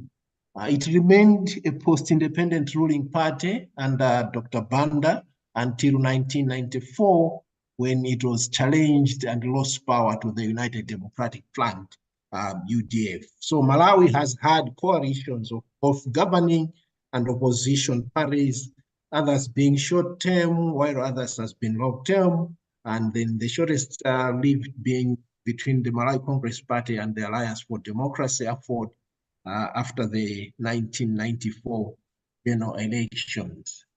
In terms of functioning and survival of political coalitions in Malawi, most of the parties formed in the 1990s came into being out of the need to have an effective opposition so as to bring about democracy and ensure respect for human rights. Like the United Democratic Front, which was formed in 1993 as an underground conscious raising movement against the single-party dictatorship of the Malawi Congress Party. And in 1995, there was an alliance between the United Democratic Front, UDF, and AFOD.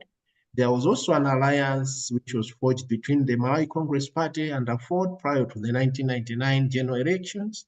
And the UDF AFOD National NCD coalition preceded the 2004 general elections and then as in Gwirizano alliance or coalition.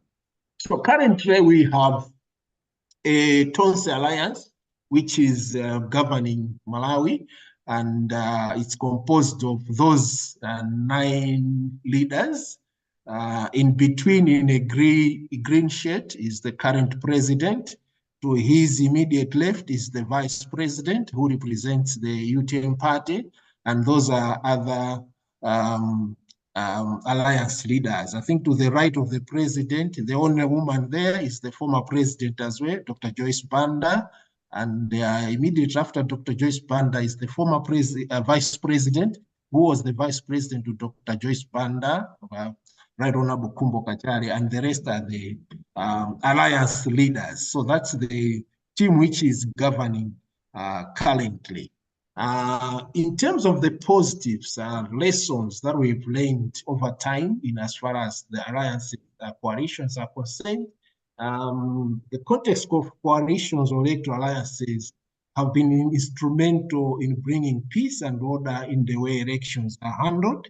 On the other hand, they also reduce workload and expenses associated with running elections.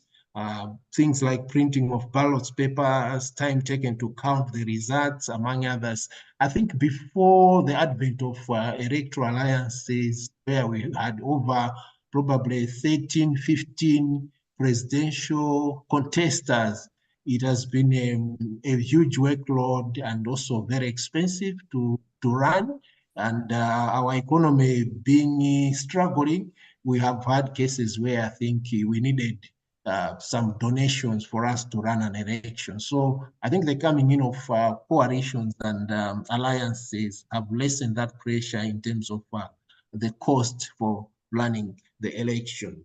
And also the unit of purpose, coalitions have managed to break some traditional patterns of voting, which Malawi has been experiencing over time, where people have been voting from regional, ethnic, tribal, including religious affiliations and orientation. In terms of the challenges, I think electoral coalitions and alliances are not recognized in our constitution. Our constitution is silent on that, so much so that when such an agreement is made, they should identify a party that is going to be lead the coalition, and that's the party that is going to appear on the ballot. There will be nothing like all the party symbols appearing on one ballot or all the presidential supporters appearing on that. It will be only the leading party, which the alliance have agreed to field, that will appear on the ballot paper, and it's not recognized by our constitution. So basically, an agreement which has it's an agreement which has no legal backing. Oftentimes, in the absence of a clear power sharing strategy and system, we have had problems when such coalitions make it into government. Even the current Tonse administration, nobody knows the deal that was signed in terms of power sharing. And we all hear rumors to say, okay, there was an agreement that the current president will only run for 5 years. After him, the vice president will take over. And now we are almost getting into the campaign trail. We are seeing the president and his party all over saying he's also contesting in 2025. The other team of the vice president is crying foul to say no, but the deal was we do 5 terms each. So we don't know which is which, because up until now, the deal that the two gentlemen signed is not public. It's only the two of them that knows what they agreed in terms of who leads and when. So currently, the general public is not aware of the deal Trans-Alliance administration signed in terms of who leads, when and how. So that leaves a lot of rumors and speculations in terms of the power sharing. The other issue I wanted also to talk about is the party structures and ideologies. There are no distinct ideological differences between and among political parties in Malawi.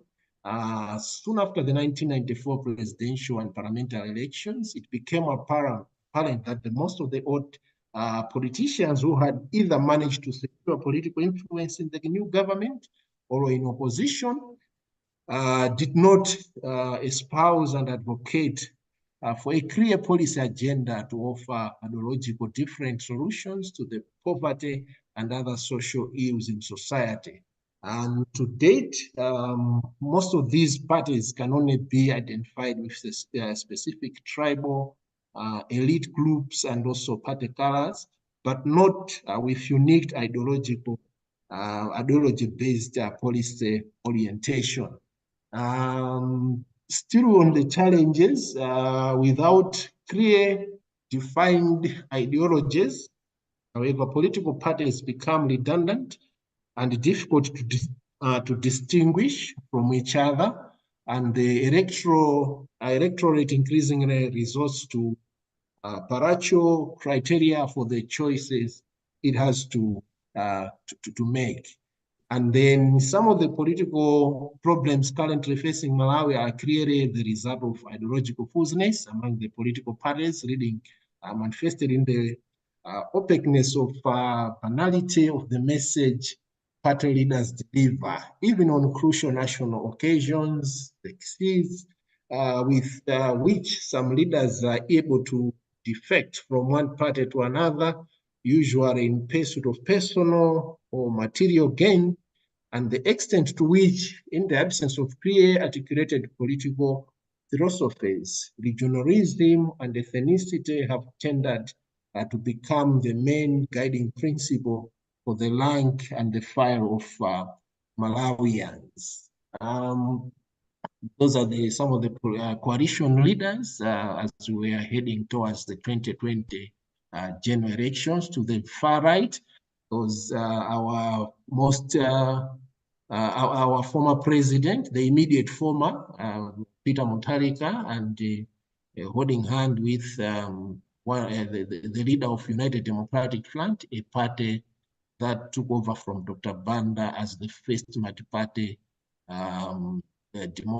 democratically elected government, a United Democratic Front. To your left, you see the current president and the former president, Dr. Joyce Banda. There are also fears that some parties within the alliance are swallowed along the way. As I said, on the ballot, it will only be the leader of the coalition who is going to appear. As you are seeing, I think on the picture to your left, down there where now you mark where you vote, it is only Dr. Lazarus Chakwera and the symbol of the Malawi Congress Party that will appear on the ballot. There will never be a face for the vice president or the running mate for their coalition. For others, fears that that might swallow some of the political alliances, political parties that are into the alliances along the way. And we've seen that I think such alliances are only for the presidential. When it comes to the members of parliament and local councils like councillors, everybody is fielding a candidate and they are competing at that level. So it defeats the whole essence of why now having the alliance, because the alliances that we have in Malawi are only for the presidents. But now you go down to the constituency, you see the very same people who are in the electoral alliance fighting for a position of a member of parliament, which also is somehow disturbing. As I said, the current one is more of a gentleman's deal. It's not recognized by the constitution. And those to your right, the picture to your right is the vice president and the president. On the day they signed the alliance, it was public, and those are the documents which were shown that they have signed. But the contents of the two documents they are showing remains secret to them, to the two of them. So it still remains a gentleman's deal up until that information is public. And then the other challenge has been, I think there is huge expectations from the coalition members and followers that I think when we make it into power, others think they are going to be given cabinet positions, others being given diplomatic positions, others being given business opportunities. So there is huge expectations. So you are seeing 9 political parties coming together, both of them with the people who have huge expectations from the coalition, that if we make it into government, we are going to benefit ABCD. Most of them are frustrated along the way because their expectations are not met, and then they move out of the coalition and begin to talk evil things about the coalition. So I think that's what we are also experiencing currently. We have seen 3 leaders of the alliance pulling out of the coalition, of the Tonse administration coalition, and now they are talking a different story altogether. No, this is not working. This thing is not working. ABCD, lots of evils of the governing alliance. But in the first place, these are the same guys who were going out to the people who vote for them. And now they're out of them. Others have been booted out of their ministerial positions. They are talking a different story altogether. So it also raises huge expectations from the coalition members and supporters.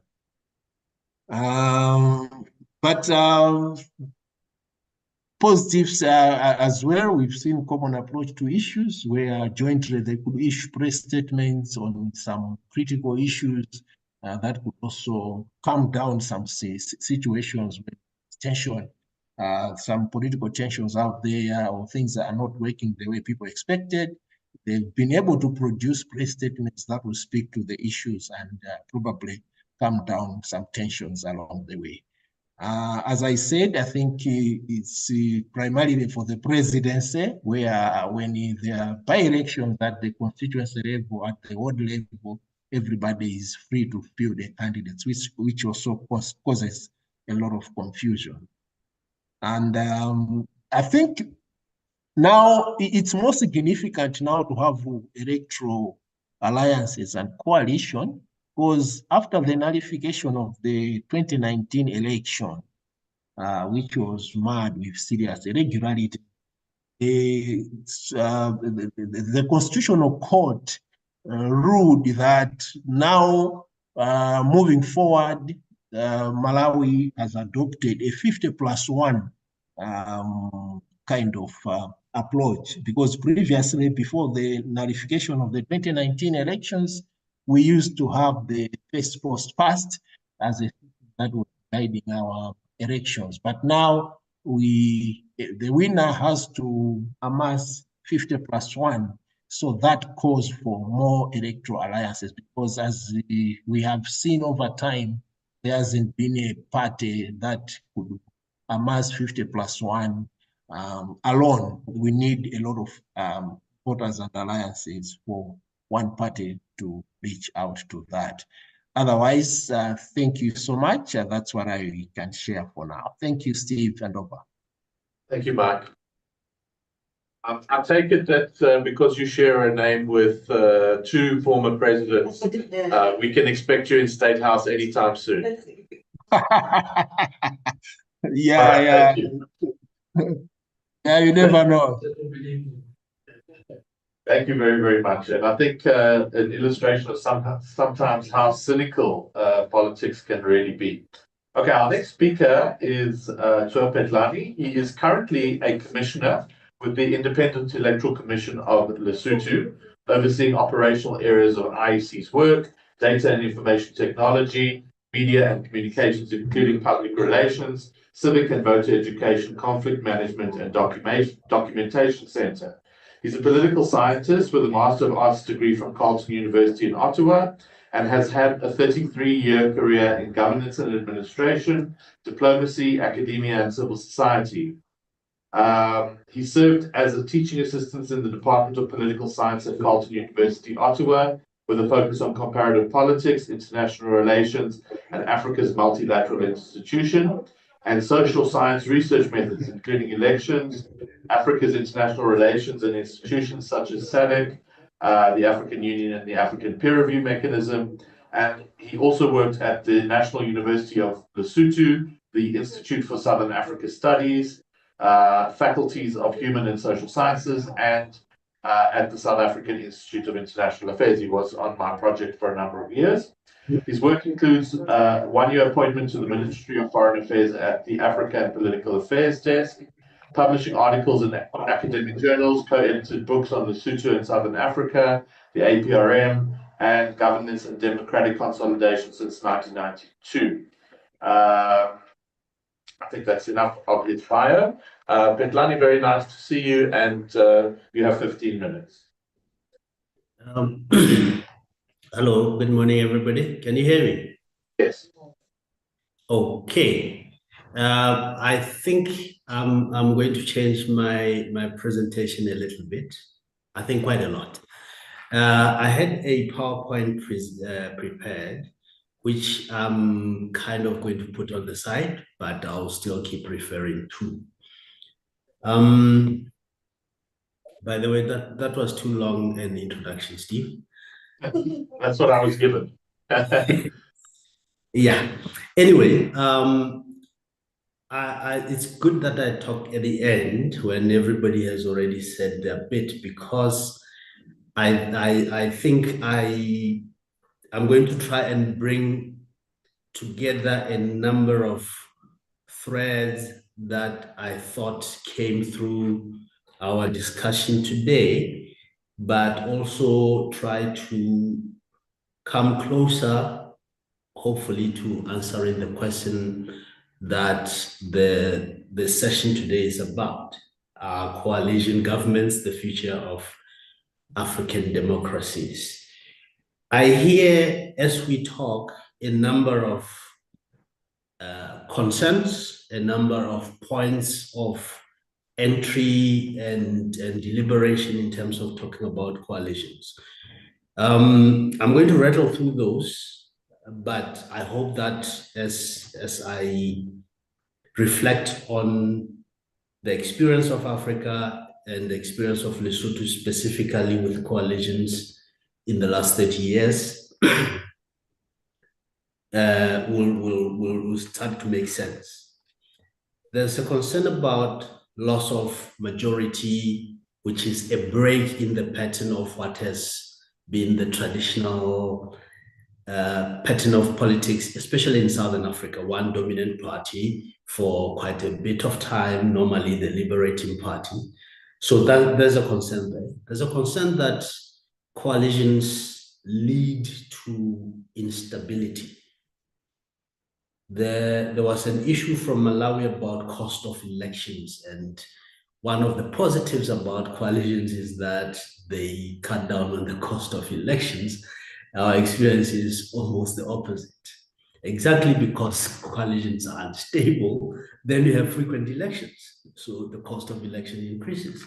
But also that is also cased around what kind of coalitions we're talking about. Are we talking about pre-election coalitions or post-election coalitions? Well, and I'll say a little bit about those, because pre-election coalitions, yes, often cut down on the cost of elections as we coalesce and we focus on at least one node of political campaigning, as opposed to we have in Lesotho for a population of 2 now about 3 million.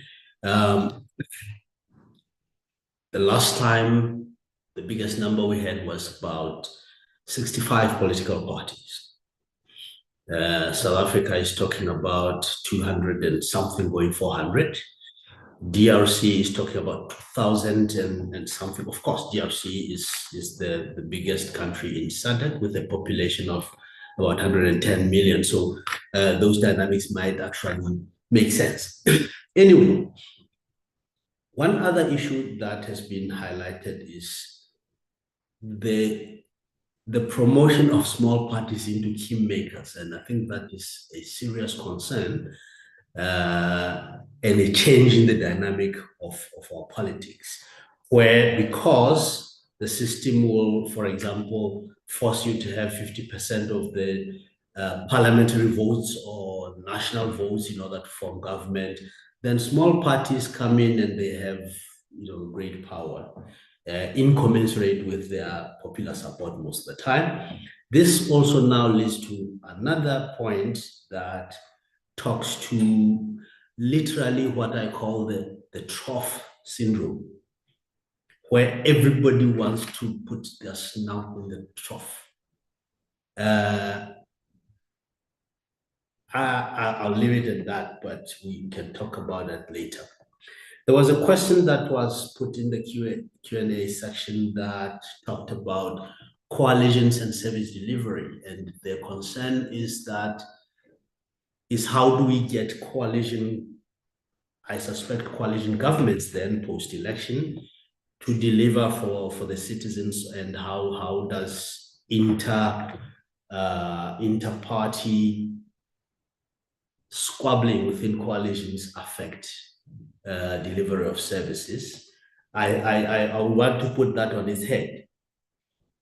Squabbling even within a dominant party still creates problems for service delivery. So we have to think more about whether our governance puts citizens at the center of politics, regardless of whether we're talking coalition dynamics or not. Of course, there's going to be a whole lot of other things that come in that are going to be different about a single majority party government as opposed to a coalition government. There was a point about formal and non-formal arrangements in the creation of coalitions. We have in Lesotho a famous statement by a prime minister who, when he was being threatened with a motion of no confidence and the dissolution of his government, he said that coalition agreement was a gentleman's agreement. In Sesotho, he put it in very unflattering terms: a street paper, something that men on the street just talked about and agreed, because there are no regulations, there are no laws that govern what coalitions and how coalitions should be governed. And I think that is one of our concerns today. Party systems and the proliferation of political parties becomes another point to talk around coalitions. Forced versus voluntary coalitions. For example, coalitions that come from, I think there was a historical exploration by Isabel of South Africa having experiences of coalitions. Do these coalitions come out of a necessity to form government, a necessity to displace somebody, or a building agenda that says let's all come together in order to pursue a progressive agenda? Also, do they come from a position where some are kingmakers, some are being threatened with being swallowed, some are losing credibility and majority? Or again, can it come from, for example, the 1994 coalition in South Africa, where the ANC still had a substantial majority, but then said, let's bring in other political parties? Pre or post-election coalitions? Do we talk about coalitions that are created before elections? Again, the dynamics are going to be different. Now, let me say just a little bit, going back now to my slide presentation. I was going to talk about deliberately coalition government, not governments, because I think coalition government is a pattern that now breaks, or at least is perceived as breaking what we understand. And I think Ibrahim said quite a little bit about what we expect and how we define democracy, what it's supposed to do. Now, given the received wisdom that talks about at least our experience that has had government being relatively stable, being made up of winners and losers, well, in the governance sphere, and coalitions tend to break that pattern. So that emerging divergence perhaps gets us to where we are talking about coalitions today. But now, the statement that frames our discussion also says how coalitions are governed. And I think we could break that into two. How they are governed, which then talks to all these dynamics of, do you have formal or informal, pre, post, how long do we have to form government? Steve, you asked a question of 14 days. Some countries you have 3 months, sometimes some countries you have systems where somebody is given a chance and then somebody else is given a chance, and then you go through a whole process until you decide whether to go and re-poll again. On the other hand, how do coalitions govern? Do they actually govern any differently from, example, in South Africa, the ANC, in terms of the dynamics of corruption, the instability of service delivery, the inability to connect with the citizen, etc.? Or do they govern differently? And we could have a whole great debate about all those. So all these arguments come from, I think, the problematization of coalition as a pattern that lies outside received wisdom. And then again, a coalition that, a problematization of coalitions in the context of trying to understand coalition dynamics, pre-election coalitions, how coalitions govern, how they are governed, vis-a-vis what democracy is supposed to deliver. My answer then to the question is yes, coalition government is the future of African democracy. Both, and this is not for what we thought, what one would like to think. My answer is based on what is to be learned from coalitions. And this is not only the historical argument that says in the last 30 years, or that says historically we've had coalitions. Coming from Lesotho, one could say this is the traditional pattern of Lesotho politics.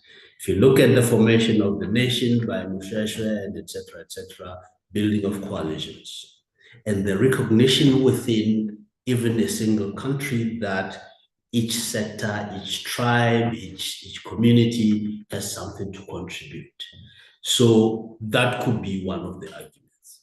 One other argument that I want to put forward is that many African countries already are created as artificial entities that then need to build together in order to get to some kind of a national identity, some kind of a national politics. And I see the re-emergence of coalition politics in Africa as a reflection that what was held during the first phase post-independence as a project of nation building was also an artificial strategy. The strategy that then we adopted in the third wave of democratization, or the outcomes that came out of that, where you had exchanges and turnover of political parties as clear winners in elections, still created an environment where some people felt left out. So coalitions have the potential now to bring everybody into the room, unfortunately, because some of our frames of reference for our politics are still distinctly exclusionist. Either we're talking tribalism or you're talking party liberationalism that says if you did not fight in the struggle, then you do not belong in our body politic, or the disjuncture between South Africa has a history of talking about black versus white. So some people get labeled as representatives of white monopoly capital vis-a-vis people that we can talk to and form relations with. So these are some of the dynamics that I see. Now, again, from somebody who works in an election management body, one of the issues now is in a perfect election, because now coalitions are both electoral issues in the form of coalitions towards elections, but also outputs of elections and outcomes of elections in the form of moving in the direction of government. Are coalitions inherently bad? I do not think so, but we can talk to that. The little bit that I'm going to say about Lesotho's experience is as follows. And this case is my argument that there is possibility of coalitions being now what the pattern shall be for the foreseeable future, but also for saying what can we learn, what can, for example, South Africa learn from Lesotho, both in the sense of do's and don'ts. I'll just ask you to be brief because we're running out of time. We're just, okay. You know I wasn't going to be on time. We've had now over 10 years of coalitions starting in 2012, but these were formalized coalitions where the government is called the government of X and Y and Z parties. It is now a pattern. We started with, in 1993, an overwhelming 100% parliamentary domination by one party. Within 20 years, that had dissipated into unstable coalitions. Unfortunately, we also seek to go to what I call red herring solutions. For example, the current reform process that seeks to create formal structures for coalition. formal rules for governing coalitions, for example, constitutionalize the coalition agreements. I'm wondering to what extent those are the ways to go, as opposed to thinking about coalitions in the way that most even big political parties are. The ANC in itself in South Africa is a coalition of a whole range of political shades. But because they're all labeled under ANC, it sounds like we've had one party dominance. So what I would be my parting shot is that I have more questions and I've highlighted more questions than answers. But at the end of the day, the possibility is that coalitions can be positive, even though they are problematic and a new pattern that very few people have looked at, very few people have experienced, and they may have implications as long as they put the citizen at the core of governance. Unfortunately, coalitions may also be a reflection of the citizen, or a citizen that cannot make up their mind to elect or select one single party to run the country. But that also now says it is also coalitions are also reflections of the variety and diversity of political opinion among the citizens. Citizens will therefore get what they deserve. Thank you. Very, very much. The next panel, you owe me 3 minutes and 44 seconds when the next time I speak. Okay, we have one more speaker, but we're not going to go to her now. We have a number of questions that have come in. So we're going to have about half an hour, I think. Let's see where we are. Yeah, we'll see how we go. This was one of the online questions for Mike. Mike, is there any legislative framework being discussed in Parliament or any advocacy in this regard? Further, what do you think motivates the formation of these coalitions? Are there any executive positions distributed to all the partners? And then a question to all the panelists. How do we ensure that coalition governance impacts service delivery positively? The fear is that at local level, where basic services are rendered, South Africa is hollowed out by corruption, mismanagement, and incompetence. This means that if a coalition collapses at local level, public services often also collapse. So just your reflections on that. And is there any on Rick Grant? Thanks, Steve, and thanks to all the panelists. I wanted to ask Isabel and Ibrahim, particularly this question. Do you see the fragmentation of solid bloc politics in South Africa as a symptom of the fragmentation of South African society, or is the society being led by the fragmentation of our politics? Which one is putting the cart before the horse there? I'm interested because it has a different type of explanation, therefore, depending on which way you see which is leading which. Is it society leading the political fragmentation or the other way around? And then the other question to both of you, the executive mayoral system in our municipalities is a winner-takes-all sort of arrangement. And therefore, the winner-takes-all arrangement means that it's, Isabel, you talked about your 6 lessons. Lesson 1 being motivation matters. In real politics, it's just about the numbers and getting the mayoral chain. And then you can divide up the spoils once you have the mayoral chain. So you just need the majority. And so is the system at the local level comparable to the national level? I would say yes, it is largely comparable. But I'd like to hear your thoughts on that. And then one for Mike online. We had a coalition of a special type, I would argue, in Malawi, because we had a pre-election election. In the 2019 elections, all 3 of the candidates got roughly 1/3 of the votes. And there was always discussion in the 2019 pre-election period. Why was Saulus Chilima not aligning himself with Chakwera to ensure that they got a numerical majority? And both candidates were quite confident that they would get the majority without needing the other person. But then when the courts annulled the elections in 2020, I think it was an opportunity to disabuse both candidates of the notion that they could go it alone. And because the courts changed the electoral system, it allowed them to make the formation that they did. And the rest is, as they say, history. So to what extent do you see this as a coalition of a special type? And I'm interested in your comments on that. Thank you, Steve. Thanks, Mark. Yes. Sorry.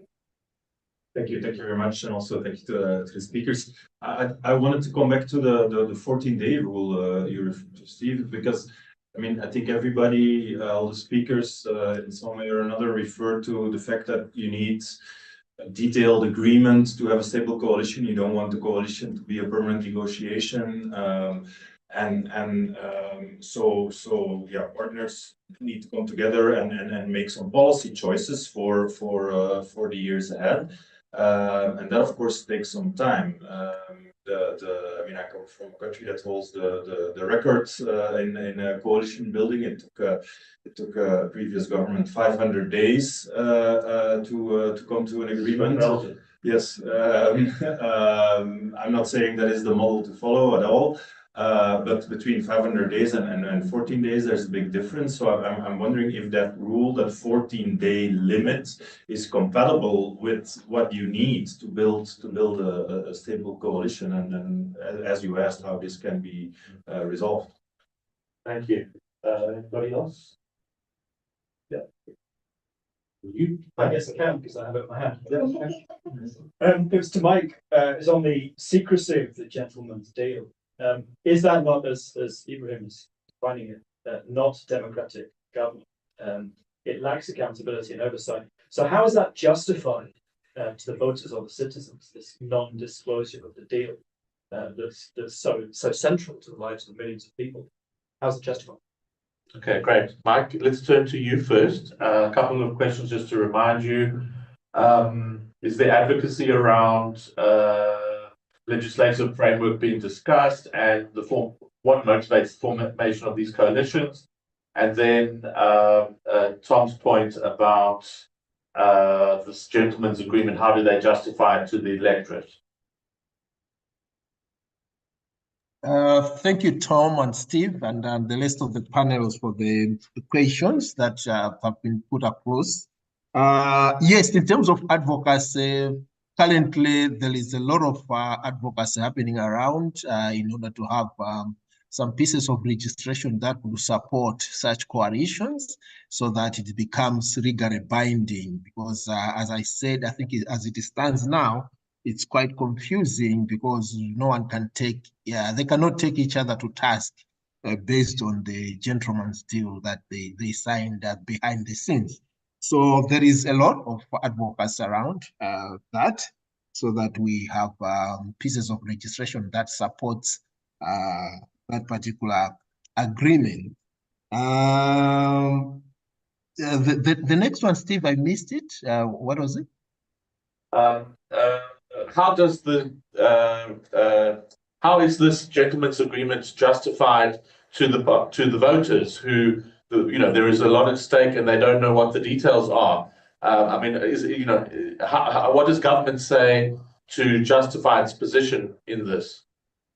I think it's quite tricky even for the voters because somehow we feel betrayed, because I think we supported something that we didn't know about in terms of the details and how power is going to be shared and how things ought to be done in that regard. So it's also tricky even to the voters. Majority of them feels betrayed and frustrated because we got into a deal of two gentlemen who only them knows what they signed to, but the rest of us are still in the dark in as far as what that agreement is all about. So I think the advocacy that is happening around is also to make such deals public so that people are also aware of what they are supporting, not just them as coalition partners, but also for their supporters also to understand the contents of such deals. So the advocacy that is happening around trying to legalize such processes is also going beyond just the agreement, but also making it public for the electorate to also know and understand the contents of the same. I don't know if I've spoken to the question there. Thank you. No, you have. Pedlani, would you like to come in on the general questions or anything you'd like to respond to? Yeah, yes, just a couple of them. There was a question that says positions, executive positions in government, are they part of the package? Indeed, coalitions often then talk to dividing the incentives to power, for example. I'm not sure about the chicken and egg argument that, or this proposition that was posed as a question. Is the fragmentation of politics having a reflection in society, or is the politics a reflection of fragmented politics? Sorry, politics a reflection of fragmented society and the dissipation of dominant parties. In my view, that cannot be the frame within which we need to understand what's happening, because my perspective is that society already reflects, if you talk about civil society as a microcosm of society in general, it's already a coalition of interest. So what may be difficult and what may be the dissipation of dominant patterns of coalition in coherence may be that elements of society are finding voice. That's one possibility. The other possibility at the other extreme is that the received or the pattern that dominated for a long time is suffering from internal dynamics that also undercut their coherence. So both ways. There's the gentleman's coalition agreement issue that was posed. One of the things that become difficult in Lesotho's experience, we had a gentleman's agreement, I think 2 elections ago, where pre-election, 2 political parties, LCD and Democratic Congress, came together.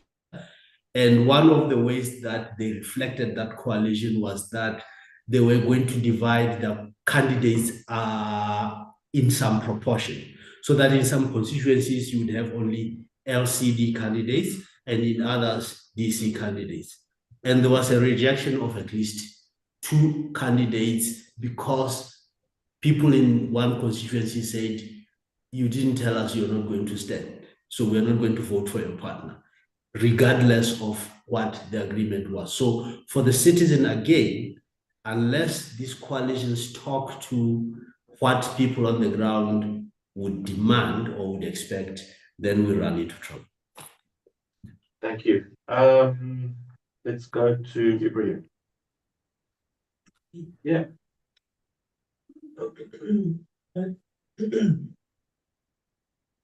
Sorry, thanks guys. I don't know why people ask me. I have no answers. You believe in the Constitution. I thought, yeah, you must stop before 14 days. I'll try. You guys are making a joke. So the first one was about service delivery. The contention was that service delivery is generally poor and the coalition governments. The whole argument I was making was that coalition governments merely exacerbate the dysfunction when they are dysfunctional.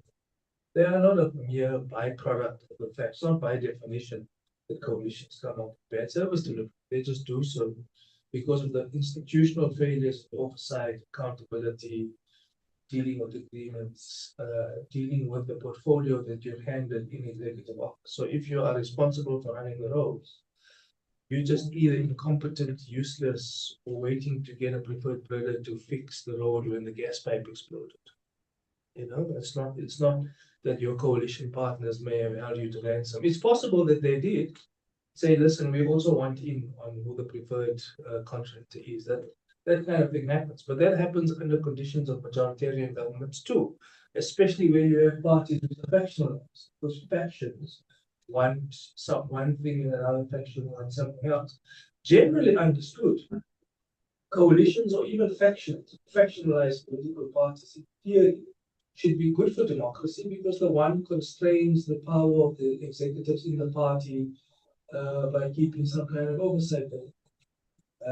They refine and sharpen policy positions when you have different factions. The trouble here is that either the factions nor the coalitions are based on what I call a set of ideas.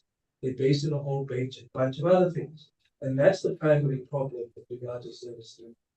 Add to that the incompetence, poor attitudes to work, malfeasance, all that kind of stuff does matter. But there's nothing natural about the fact that coalitions are what lead to bad service delivery.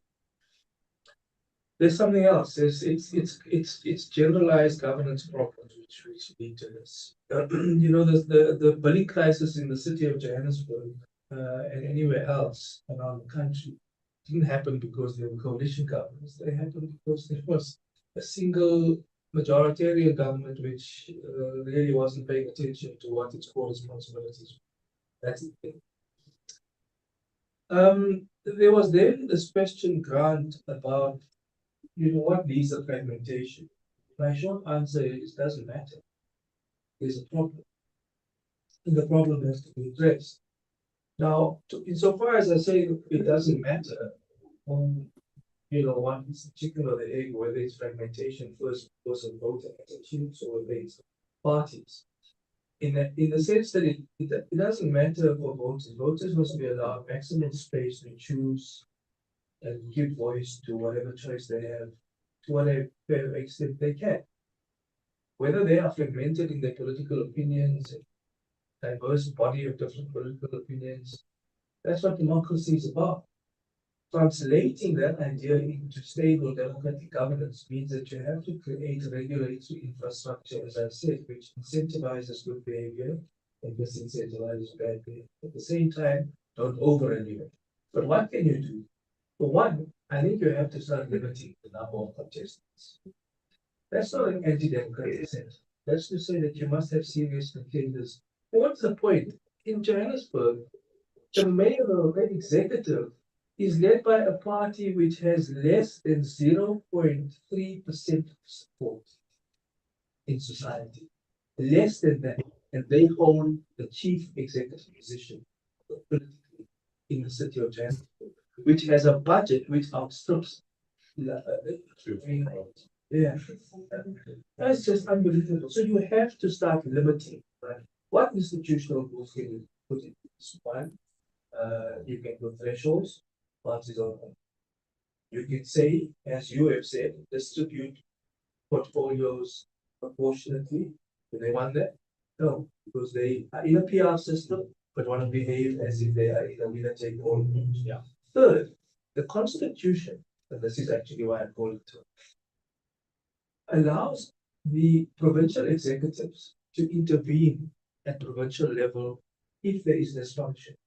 In Johannesburg, there was a case, including Ekurhuleni and so on, for the MEC for local government and traditional affairs to intervene and prescribe that portfolios must be proportionately shared.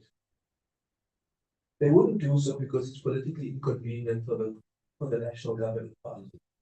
So they wanted the dysfunction, but it serves their political purpose. So as long as our politics are premised on this, on purely on the capture of power rather than the administration of power, you'll be left with this problem. So I don't think we should worry about where the fragmentation comes from. What we should do is put in place regulations which limit the ability to fragment.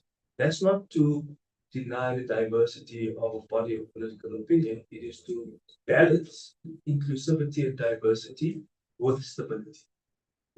And I think you have to go that way. The 14 days. So the Constitution does not say that government must be formed. We assume that that's the case. What it does say is that the speaker must be elected in the first sitting and the president must be elected at the first sitting. If you fail to elect the president, Chief Justice can reschedule a sitting 7 days later And in that space has the prerogative to make alternative rules, whether the politicians will respect those alternative rules that the Chief Justice makes or not is another question, and it depends on the nature of the kind of rules the Chief Justice makes. Beyond that, the Constitution aside. There's like 30 days in which that election and parliament was held. It failed in which there is a 90 days. Okay, no, it's all right. Sorry, carry on. No, you. No, that's gonna be my presentation. Okay. Oh, sorry. Okay. But the 14 days is not there. Yeah, but it does say, so we infer that the 14 days is there, right? Because it says, after an election, the first sitting of the National Assembly must take place at a time and date determined by the Chief Justice, but not more than 14 days after the election result has been declared. Assembly may determine the time and duration of other sittings. So it means that the Assembly has to convene 14 days after, right? Now you infer further where it says the election of the Speaker at the first sitting after its election, or when necessary to fill a vacancy, the National Assembly must elect a Speaker and Deputy Speaker from among its members. And then it says the same thing about the President. So it doesn't explicitly say 14 days is when they must be elected. It's inferred from the clause above, and they have to be read, as we've all heard the Constitutional Court justices say, it must be read purposefully and together. So I'm reading them together. I'm sure the parties are flicking through their copy of the Constitution if they have one. Sometimes they flip through, they come at the right clause, but they misinterpret it. Yeah. Isabel. Thanks, Steve. It's going to be, I mean, not that this is a competition, but it's going to be very hard to complete that very thorough answer that Ibrahim has given. I think just to briefly reflect on the issue about the fear that at local governance level, when the coalition sort of fails, service delivery fails, as we said, that risk is always there, even with a dominant party, that service delivery, isn't being done. But I think maybe when it comes to coalition, what maybe creates a little bit more fear for the voter is that, at least in the South African context, the voter doesn't really have a say over who's in the coalition. That's up to the results. It is a little bit more transparent, I think, in our context than it is in many other places, in that we always, by we, I mean the electorate, always has to be in the loop as to who is in these negotiations. But beyond that, beyond actually voting, the voter has no say. So I think that could maybe compound the fear factor a little bit more. And then to just touch on the other questions that was asked, Grant, when you spoke about the fragmentation, I kind of had this flashback to this room I was in once, and it had all these mirrors, and they just all kept reflecting each other. So that's the sense I kind of got. It's a mirror and a mirror, and it's like a back and forth. And as Ibrahim said, it doesn't matter. The fact is there is a problem, there is fragmentation. And I think what we can also link to that then is this further fragmentation of, especially in recent years, where we've seen these kind of factions within parties. Sometimes they just stay within a party, but other times people leave a party, start a new party, and sort of capitalize on those existing fractures in society. So I feel like it's a constant loop, just feeding each other. And I don't have an answer of how we move away from that. Again, we could probably say that is realpolitik. And then also linking to that, I think a lot of what we do in this field, especially when it comes to making recommendations, sometimes can be construed as being highly idealistic. It's nice to think that parties are going to put the pure power motivation aside and actually focus on governance. And I think that's where we come back to this idea of separating democracy from democratic governance. And once we can get to a point where parties realize that governance is the priority, not power, then I think that lesson will sort of show its value. Okay. That's okay. Are there any further questions in the room? Otherwise, we'll go on to, I'll hand over to Awande and we'll go on to the last presentation. Sure, I need mic. Okay. Or should I just project? That it's just to say, if there were any more questions online, I have been booted off. I'm trying to get back on, so I missed them, but over to you. When I was a kid, this thing you spoke about it, the merry-go-round was called a house of chocolates. Yes. Sounds right. Yeah, it was called a house of chocolates. We're stuck in a house of horrors, sorry. Thanks, everyone. Wait until we're back online. We are back. It's the time. Okay, perfect. Thanks. Yes, thank you, Team HDP. I think it's a really important engagement and great timely. My name is Anna Kumano. I'm part of the New Side program. So to end with our session, we basically are going to look at we're going to explore the interplay between legal frameworks and coalition stability in the South African context. And it is going to be spearheaded by Dr. Thokozane Tulenga Mutau. Dr. Thokozane, completed her PhD in political studies in 2019 under the Parry Peseta Scholarship. Her PhD focused on whether Section 100 interventions as enshrined in South Africa's constitution are useful for the development and problem-solving capabilities of provincial governments in South Africa, specifically provincial education departments. She undertook field work in the Limpopo and Eastern Cape provincial education departments, which were subject to S100 interventions between 2011 and 2014.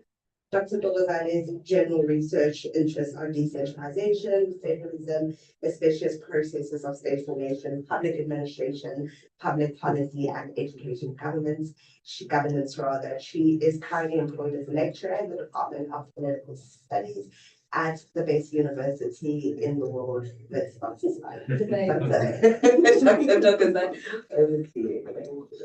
Thank you very much. Sorry for the whispers. We were double checking the constitution because of the the number of dates that we were trying to clarify. So I'm going to start with a framing and a context of South Africa's experience with coalition governments and some of the expectations around them, and then go into a discussion around what I call regulations more than legal frameworks. So of course, regulations come under legislation, which is important in this context. Specifically looking at whether we need to regulate or legislate around coalition governments or not, which are the two broad camps within the literature and public discourse. So there's been a lot of reference to gentlemen's agreements and what coalition governments are. And I think we need to provide a bit of conceptual clarity. South Africa has had a national dialogue on coalition governments. There was a bit of publicity around this in the news, but apart from that last year, there hasn't been anything else significantly discussed around whether or not we need to legislate around coalition governments. And they define coalition government as a combination of votes in the legislature or a local council by two or more political parties or independent representatives to elect a government and support its decisions and policies, which becomes necessary when a single party does not have a majority of seats in the legislature, being national or provincial, or a local council. The reason why I'm reading this definition is because a lot of what we've experienced is alliances between different political parties. There have been coalition agreements which have not been publicized, and therefore we're not sure what the nature of those agreements were. And that occurred at, or has occurred mostly at the local government level since 2016 and subsequently in the 2021 local government elections.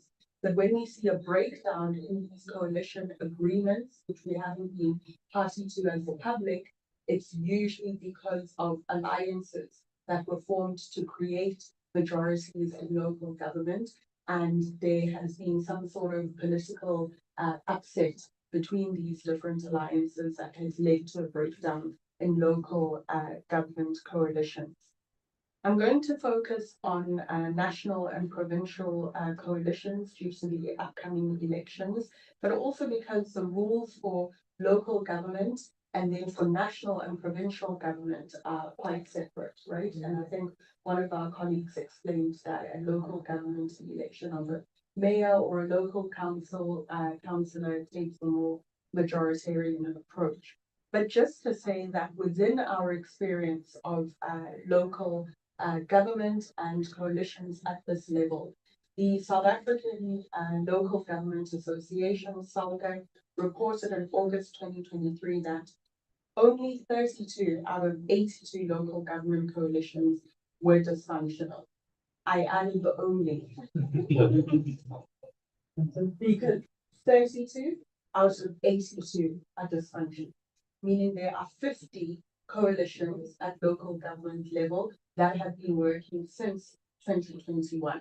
These might be in local governments that we're unaware of, are not in the news, but of course in the news we've heard of Tshwane, Johannesburg, Ekurhuleni, and Nelson Mandela Bay, which are the big metros with big budgets, big priorities, where there have been breakdowns in coalitions. So just to go back to the discussion about what the Constitution says, and I'm glad that Ibrahim raised this, and I was glad that he had a hard copy of the Constitution with him, because our Constitution doesn't actually have any legal frameworks for coalition. It only talks about the election of the president and the election of the deputy speaker, assuming that there will always be a majority outcome in our elections, which will then lead to a president being unopposed, elected unopposed in our National Assembly. So as we've seen so far, the ANC usually wins the majority at the elections, and then when the election of the president happens within the National Assembly, of course, because the ANC has the majority, they will vote for their president within the ANC, right?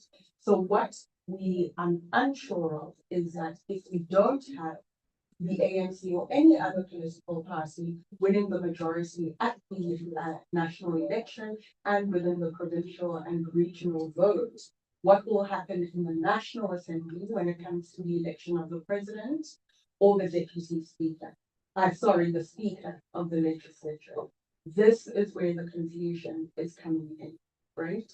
And I think this is with good reason, because as I said, we've seen the breakdown at local government level. In fact, in our own metro, which has been brought up time and again during our discussions today, we've seen how the election of the deputy speaker in the local council, but also in terms of the mayor, has led to breakdown in terms of our local government or our metropolitan in Johannesburg.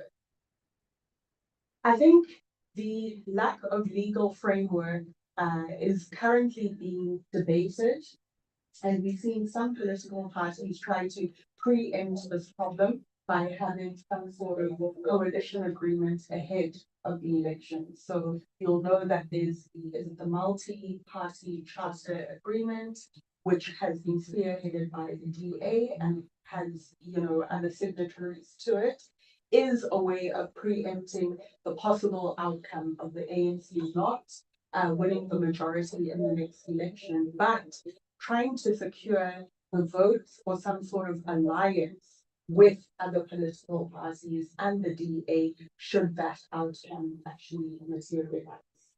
So now the question becomes, if we don't have any laws, regulations, or legal frameworks around coalition governments, even though coalitions have existed at the local government level.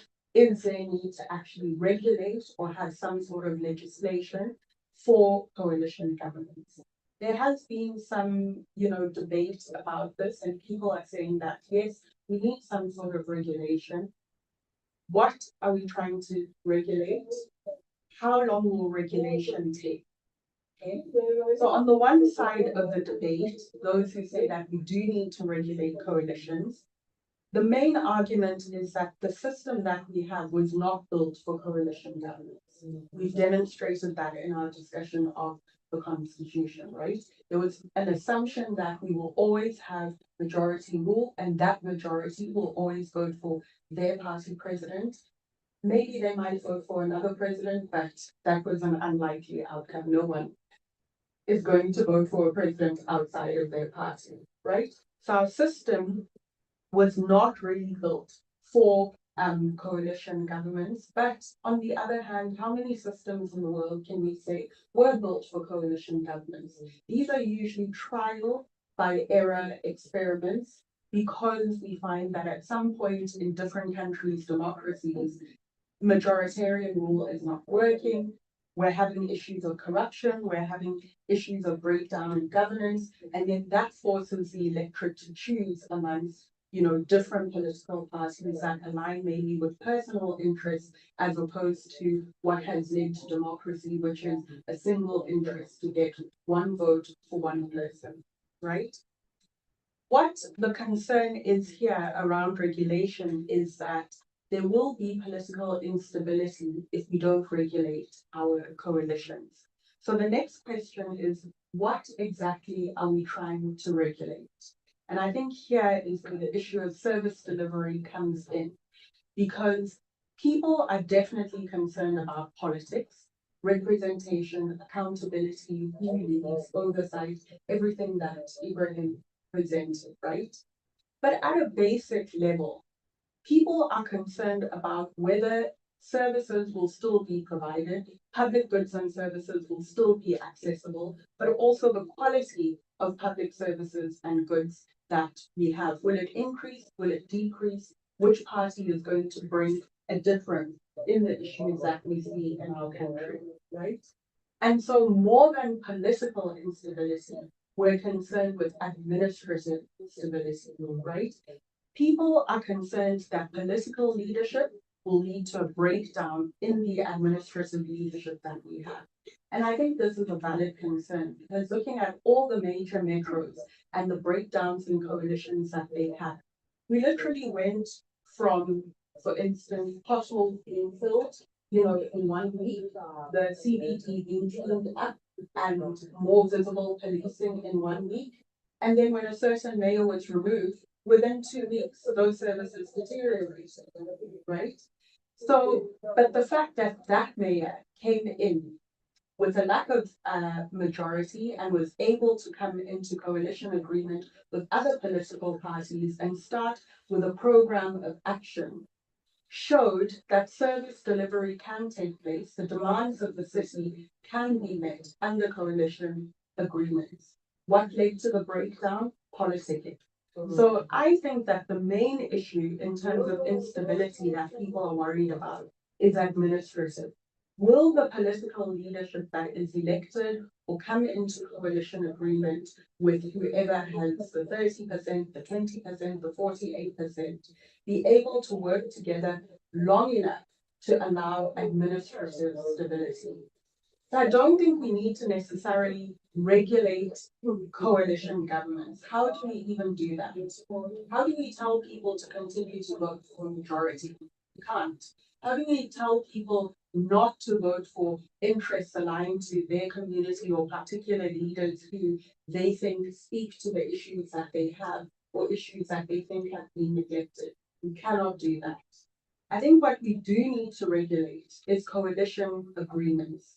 We've seen very clearly that the coalition agreements that previously were held at local government level are not known to the public, right?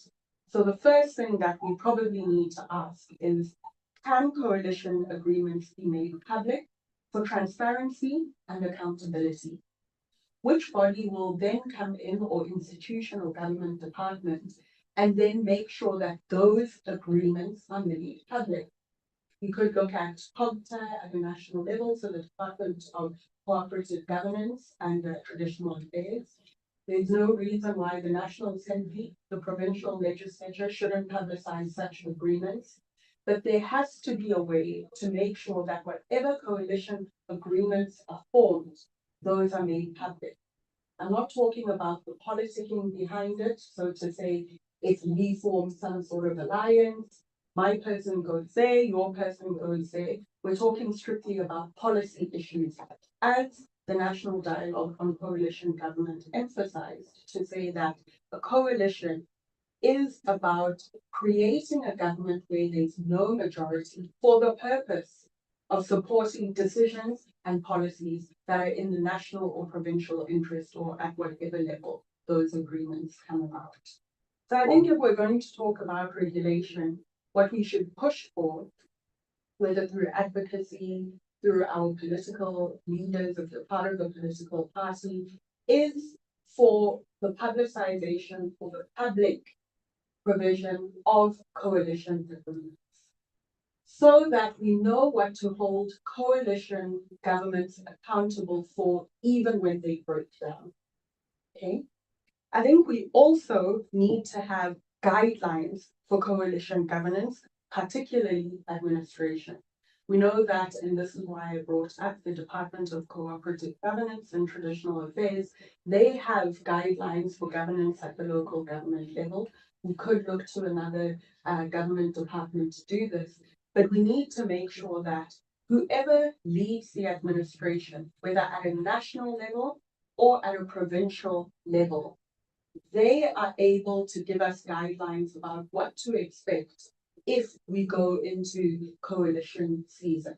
What do I mean by this? So another example from our Johannesburg Metro, when certain mayors were elected in Johannesburg and in Tshwane, we found that administration or the provision of public goods and services broke down because these leaders come in with their own teams and put their own people into different parts of the administration based on the party's agenda of what program needs to be carried out, filling potholes, keeping clinics open for 24 hours, the National School Nutrition Program, etc.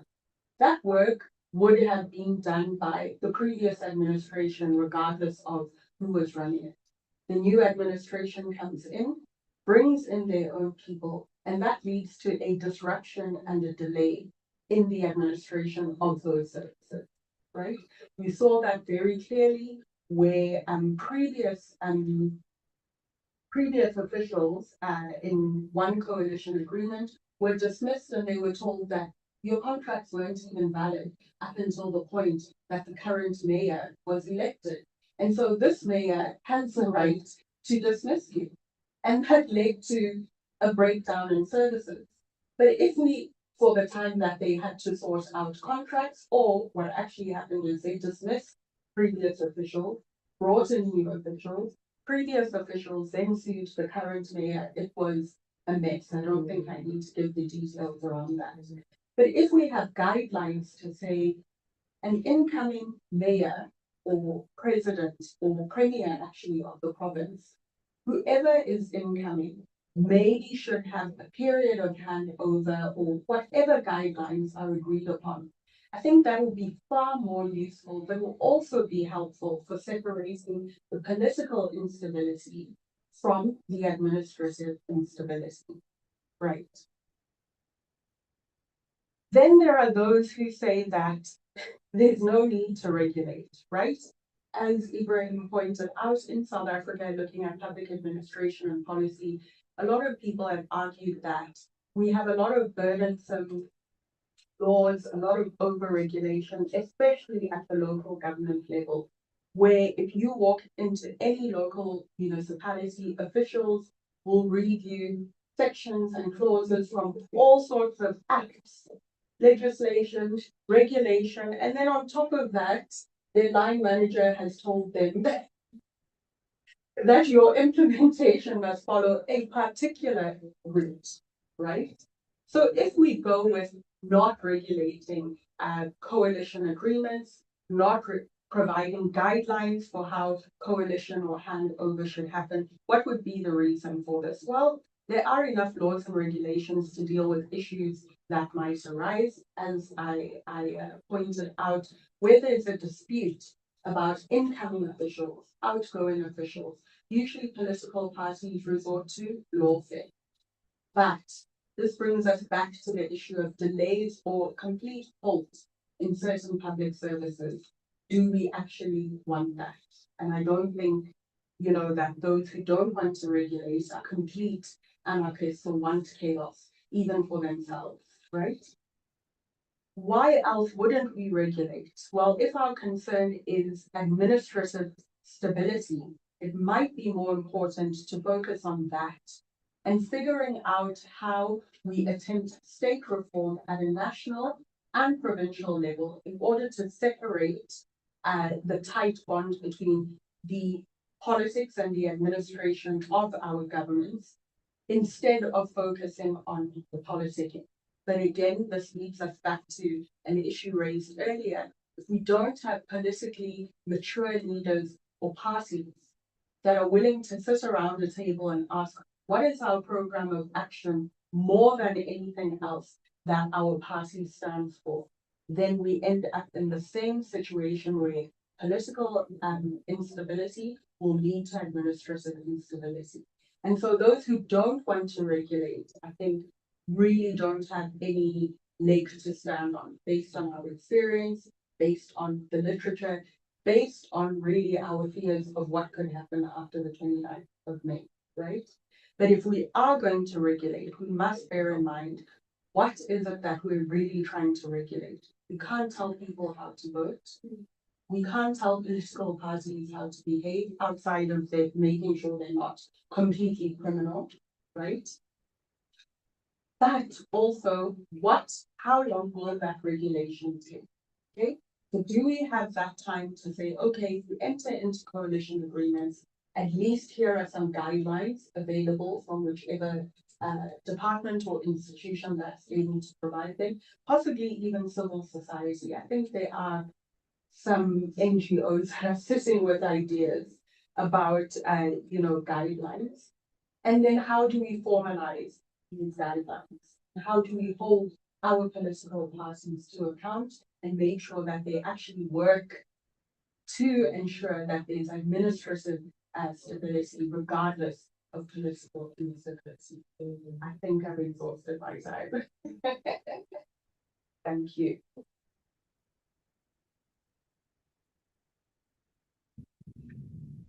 Hi, I don't know what I'm sitting one way there.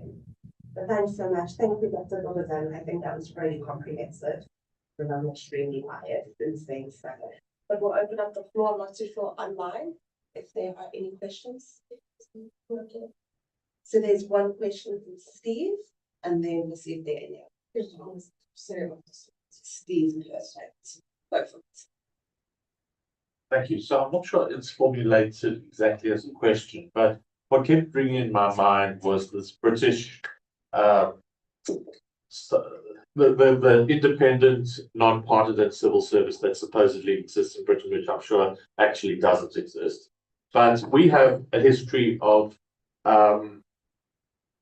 the public service being reformed. We have the sunset clause, but a lot of people, I would say the vast majority in the municipalities are ANC supporters. They have either been deployed there or they've got jobs there. How could we ever expect DA-led administration to work together with those people? And as you've said, senior positions, heads rolled, because they bring in their own team and they bring in their own party. So is it unrealistic? Are we stuck with a civil service, a public service that is not necessarily going to be loyal to people of other parties?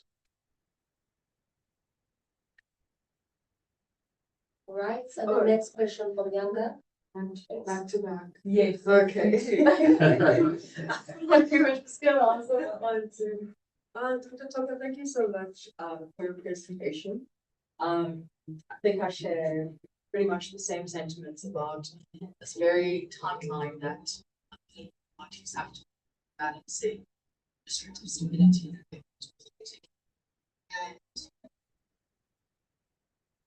and how balancing that for them, even though for us it's still a little bit confusing about how these coalitions actually feel afterwards. I can't even imagine how it feels for a party itself to think to itself, how are we going to be balancing administration stability while at the same time considering politicking, because both are important just for them as well. But my questions are somewhat twofold. And the first one has to do with the mention of political maturity and parties needing to move to a point where they need to step back a little bit from a party lens and think about the citizens as a whole. Honestly, for these elections, do you think that is a priority for these political parties? Because I would want us to unpack the political maturity conversation. Perhaps if we were talking about the 2021 elections, 2019 elections, 2016 elections, where we were at the cusp of this, what are the different possibilities? But we have different political parties that are running on political immaturity, on isolating the different views that they would like to lead with, should they come into power. Political parties that have prioritized very explicitly in their manifestos through the way that they engage with media, that their priority is this particular issue and this issue only, because I'm addressing these voters and these voters only, right? And that's the concentration of power that I would like to go into. And so then, yeah, I'm not sure how that political maturity conversation, how we would actually get to it. I think maybe on a provincial level, maybe, but on a national level, that concerns me, particularly considering the fact that South Africa's politics is a top-down approach, right? So if that issue is over there, where we have people contesting for power on very politically immature positions, how do we think they're going to kind of come together in terms of thinking for the citizens as a whole? And I ask this question as it relates to the balance of administrative concerns and politicking, where when we talk about administrative concerns, right, that has to do with all South Africans, those who voted and those who have not voted. It's a concern of both, right? And I think this goes back then to the fragmentation conversation. We're talking about fragmentation on people who vote. People who don't vote are usually not necessarily part of the fragmentation picture, but politicians have to serve everyone, regardless on who has, at least in coalition, regardless of who's voted you in or not voted you in terms of the administrative part. Back again to that political maturity question is, how the heck are they going to do that when they've been running through their constituents, through the eligible voters that vote for me, and I will get rid of, you know, migrants, vote for me, and I will make sure that farmers are taken care of, or vote for me, like these specific singular issues that they are running on how they would like to get into power. How does that look like in negotiations, in the politicking, with the attempt of getting administrative stability? Sorry, that's one question. Yeah. Next question. That all sounds like one. And then the next question I have is, let's think about how now this coalition conversation looks like on a foreign policy level. I'm very happy we spoke about the local level. I think that's been pretty much the focus of today's conversation. But how does it look like for us on a foreign policy level, where again, with the political maturity thing, different parties have different stances even on how South Africa should engage in a regional context, in an international context. And I mean, I think that's been highlighted with where we stand with Ukraine, Russia, Israel, Gaza, to the coups in Niger, to Mozambique, etc. We everywhere, right? And a big part of our foreign policy, right, for a really long time has been backed by this majority hegemonic party for quite some time. What motivates our engagement with the international community? How does our engagement with the international community, where you have different political parties that have different views on foreign policy, all do, look like for the foreign stance that South Africa has that reflects that unity, that administrative stability, even on an international level? And how would the regulations, for example, come into that as well? Okay, so let me start with your question about, you know, the ANC really having both deployees in government, but also majority of workers in government or officials in government being ANC, even if they aren't deployed.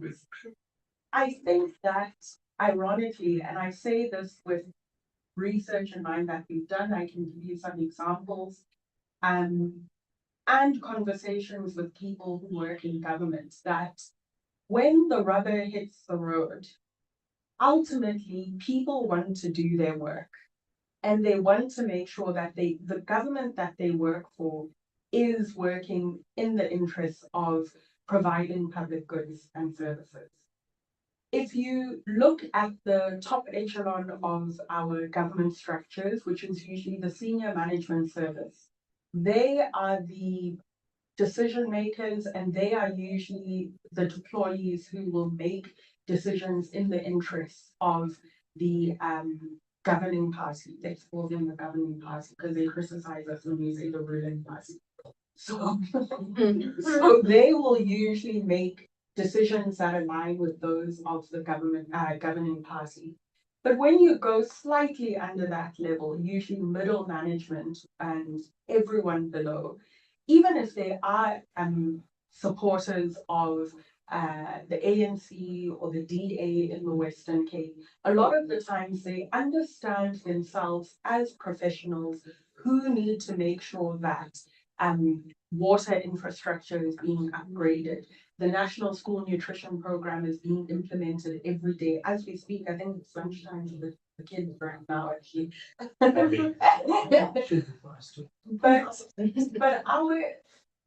my experience is that generally middle management and lower want to be professionals. They don't like to see the state failing, right? And so what I think then happens is that we have to deal not only with the governance structures, but with a very particular part of our public administration, which is senior managers and everyone above, right? So how do we get them to understand that not everything is a politicized decision, right? And I've heard of scenarios where you'll find that in a particular department in a province, you know, there is an ANC cadre who is deployed doing the wrong thing, has been brought from another province.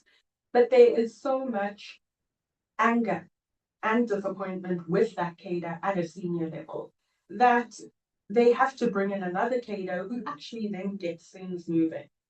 I'm not trying to be too optimistic here, but I'm saying there are people in government who are card-carrying members of different political parties who just want to do their work.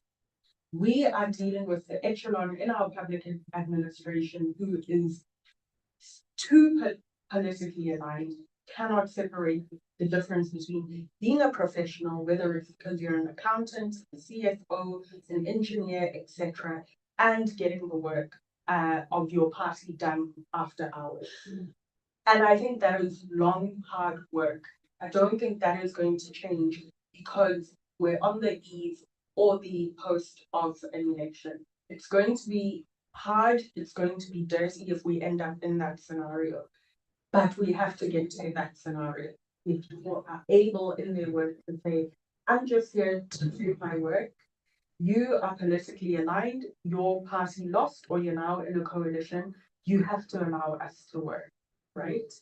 But I don't think, I'm not too optimistic that that will happen even 6 months, a year after the election. We have to continue with the pressure as academics and civil society to say that if you are corrupt, if you assault people in any way to get things done, if you are, you know, doing things that are wrong, if you are incompetent, you go regardless.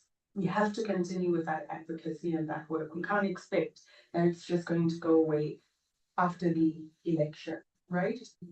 In terms of political maturity, again, I don't want to look like an optimist here, but we had a national dialogue on coalition government.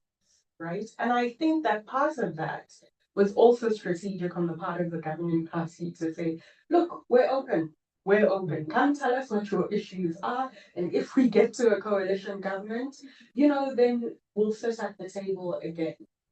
I think that when political parties have that fear or are actually faced with the reality that you're no longer the majority here, it is possible that there is a void for negotiating to say that, okay, can we agree on this action, or can we agree on these priorities? Every State of the Nation address has a list of priorities.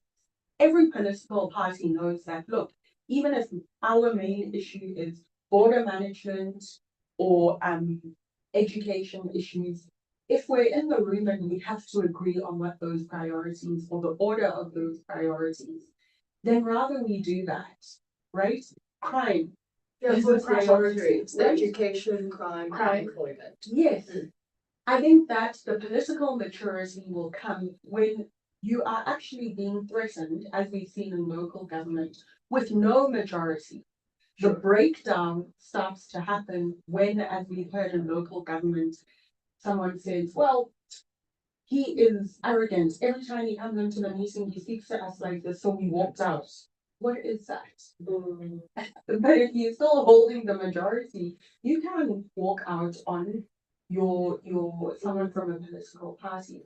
But I think the maturity is going to come when everyone's position is being threatened. Essentially, that's how coalitions function. In terms of what you're saying, with regards to international relations and where we stand, I think at the national level, at least, if we end up with a coalition, then cabinet positions, executive positions have to be worked out. And those will be worked out. Different political parties will say, well, we think so and so is a better foreign affairs minister or whatever the terminology is, right? It might not last. We might have a breakdown in that area, as we saw, during the government of national unity, where one of our ministers invaded was Lesotho. Yeah. I mean, so unnecessary, but we learned from that, right? We don't want. We don't a DIRCO minister who is quick to, go into, even if political parties have their differences on international relations. But there are lessons we've learned from alliances and coalitions. We currently have a minister or cabinet member for the infrastructure and public services, not from, the governing party. But the issue we have is the fear that when we get to that point, if we get to that point, how is it going to play out? Well, they're going to have to negotiate because voters have told them we don't have confidence in any of it. And I think, as you said in your presentation, this has been the experience in other parts of the world, except for a longer period of time, where these things had to be negotiated and thrashed out, right? But we shouldn't vote on the basis of let's just keep one party in power because we're afraid of all these possibilities. If for you, education is the issue, and there's a candidate who only talks about that, still vote for them. Don't worry about the fracturing. They must figure that out, and we put pressure to keep the administrative stability in place, right? That's maybe that's a view more than a reality, but we've seen at local governments how, as I said, 50 coalitions in local governments are working. How? Thank you. Thanks, Doc. Sorry, can I just have the mic? Just for the sake of time, I'm just gonna end us off with the final question online. And then if you can answer it, and sorry to put you under pressure, but less than a minute. So, but a minute will obviously start off directly. So it says, I might have missed it, but is the likely direction of regulation of coalitions not going to target the inclusion of thresholds concerning which parties join coalitions? And then you can also add any other concluding points there. I mean, I think for now, no. I think the threshold question would be addressed when we see what the results are. But I think again, that can be worked out over the long term to say, let's introduce the thresholds. This is what they look like. And they don't have to be, as I say, strict legislation or regulations. It can literally be guidelines to say, for now, this is where we are. And these are the guidelines, and we move with them. But anytime we write anything strictly into law, without understanding the implications, we end up with what we have now, which is that we always thought there would be a majoritarian situation, even on a PR system, right? And the Constitution is not leading us about what we do in this coalition situation, right? So I'm not saying slow and steady, everyone is anxious, but we do have to take it one step at a time. All right, thank you so much, Dr. It's always a pleasure. Steve, over to you. Thank you. So firstly, just to say thank you, a huge thank you to Isabel, who conceptualized, organized, and made today happen. Thank you to you and also to the SCIEN team from events and communications. Thank you to our youth and SCIEN for your contribution. I mean, I'm not going to try and summarize, just to say that for me, it's shown what a complex set of ideas these are. The more parties you add, the more difficult it is to get consensus. Nobody's really sure whether this scenario is even going to play out anyway, because there may be a late run from the governing party, which does seem to be the case. But it does merit thinking about this. It does merit playing through the scenarios and trying to learn from other countries. So thank you also to Mike from Malawi and Twelve from Lesotho for their insights. I think many lessons to be learned, also sometimes on what not to do. But what is clear to me is that we have a very big choice in 2 weeks' time, and we'll see where the chips fall and what happens afterwards. So thank you, everybody, and please join us outside for some light snacks. Thank you. Thank you.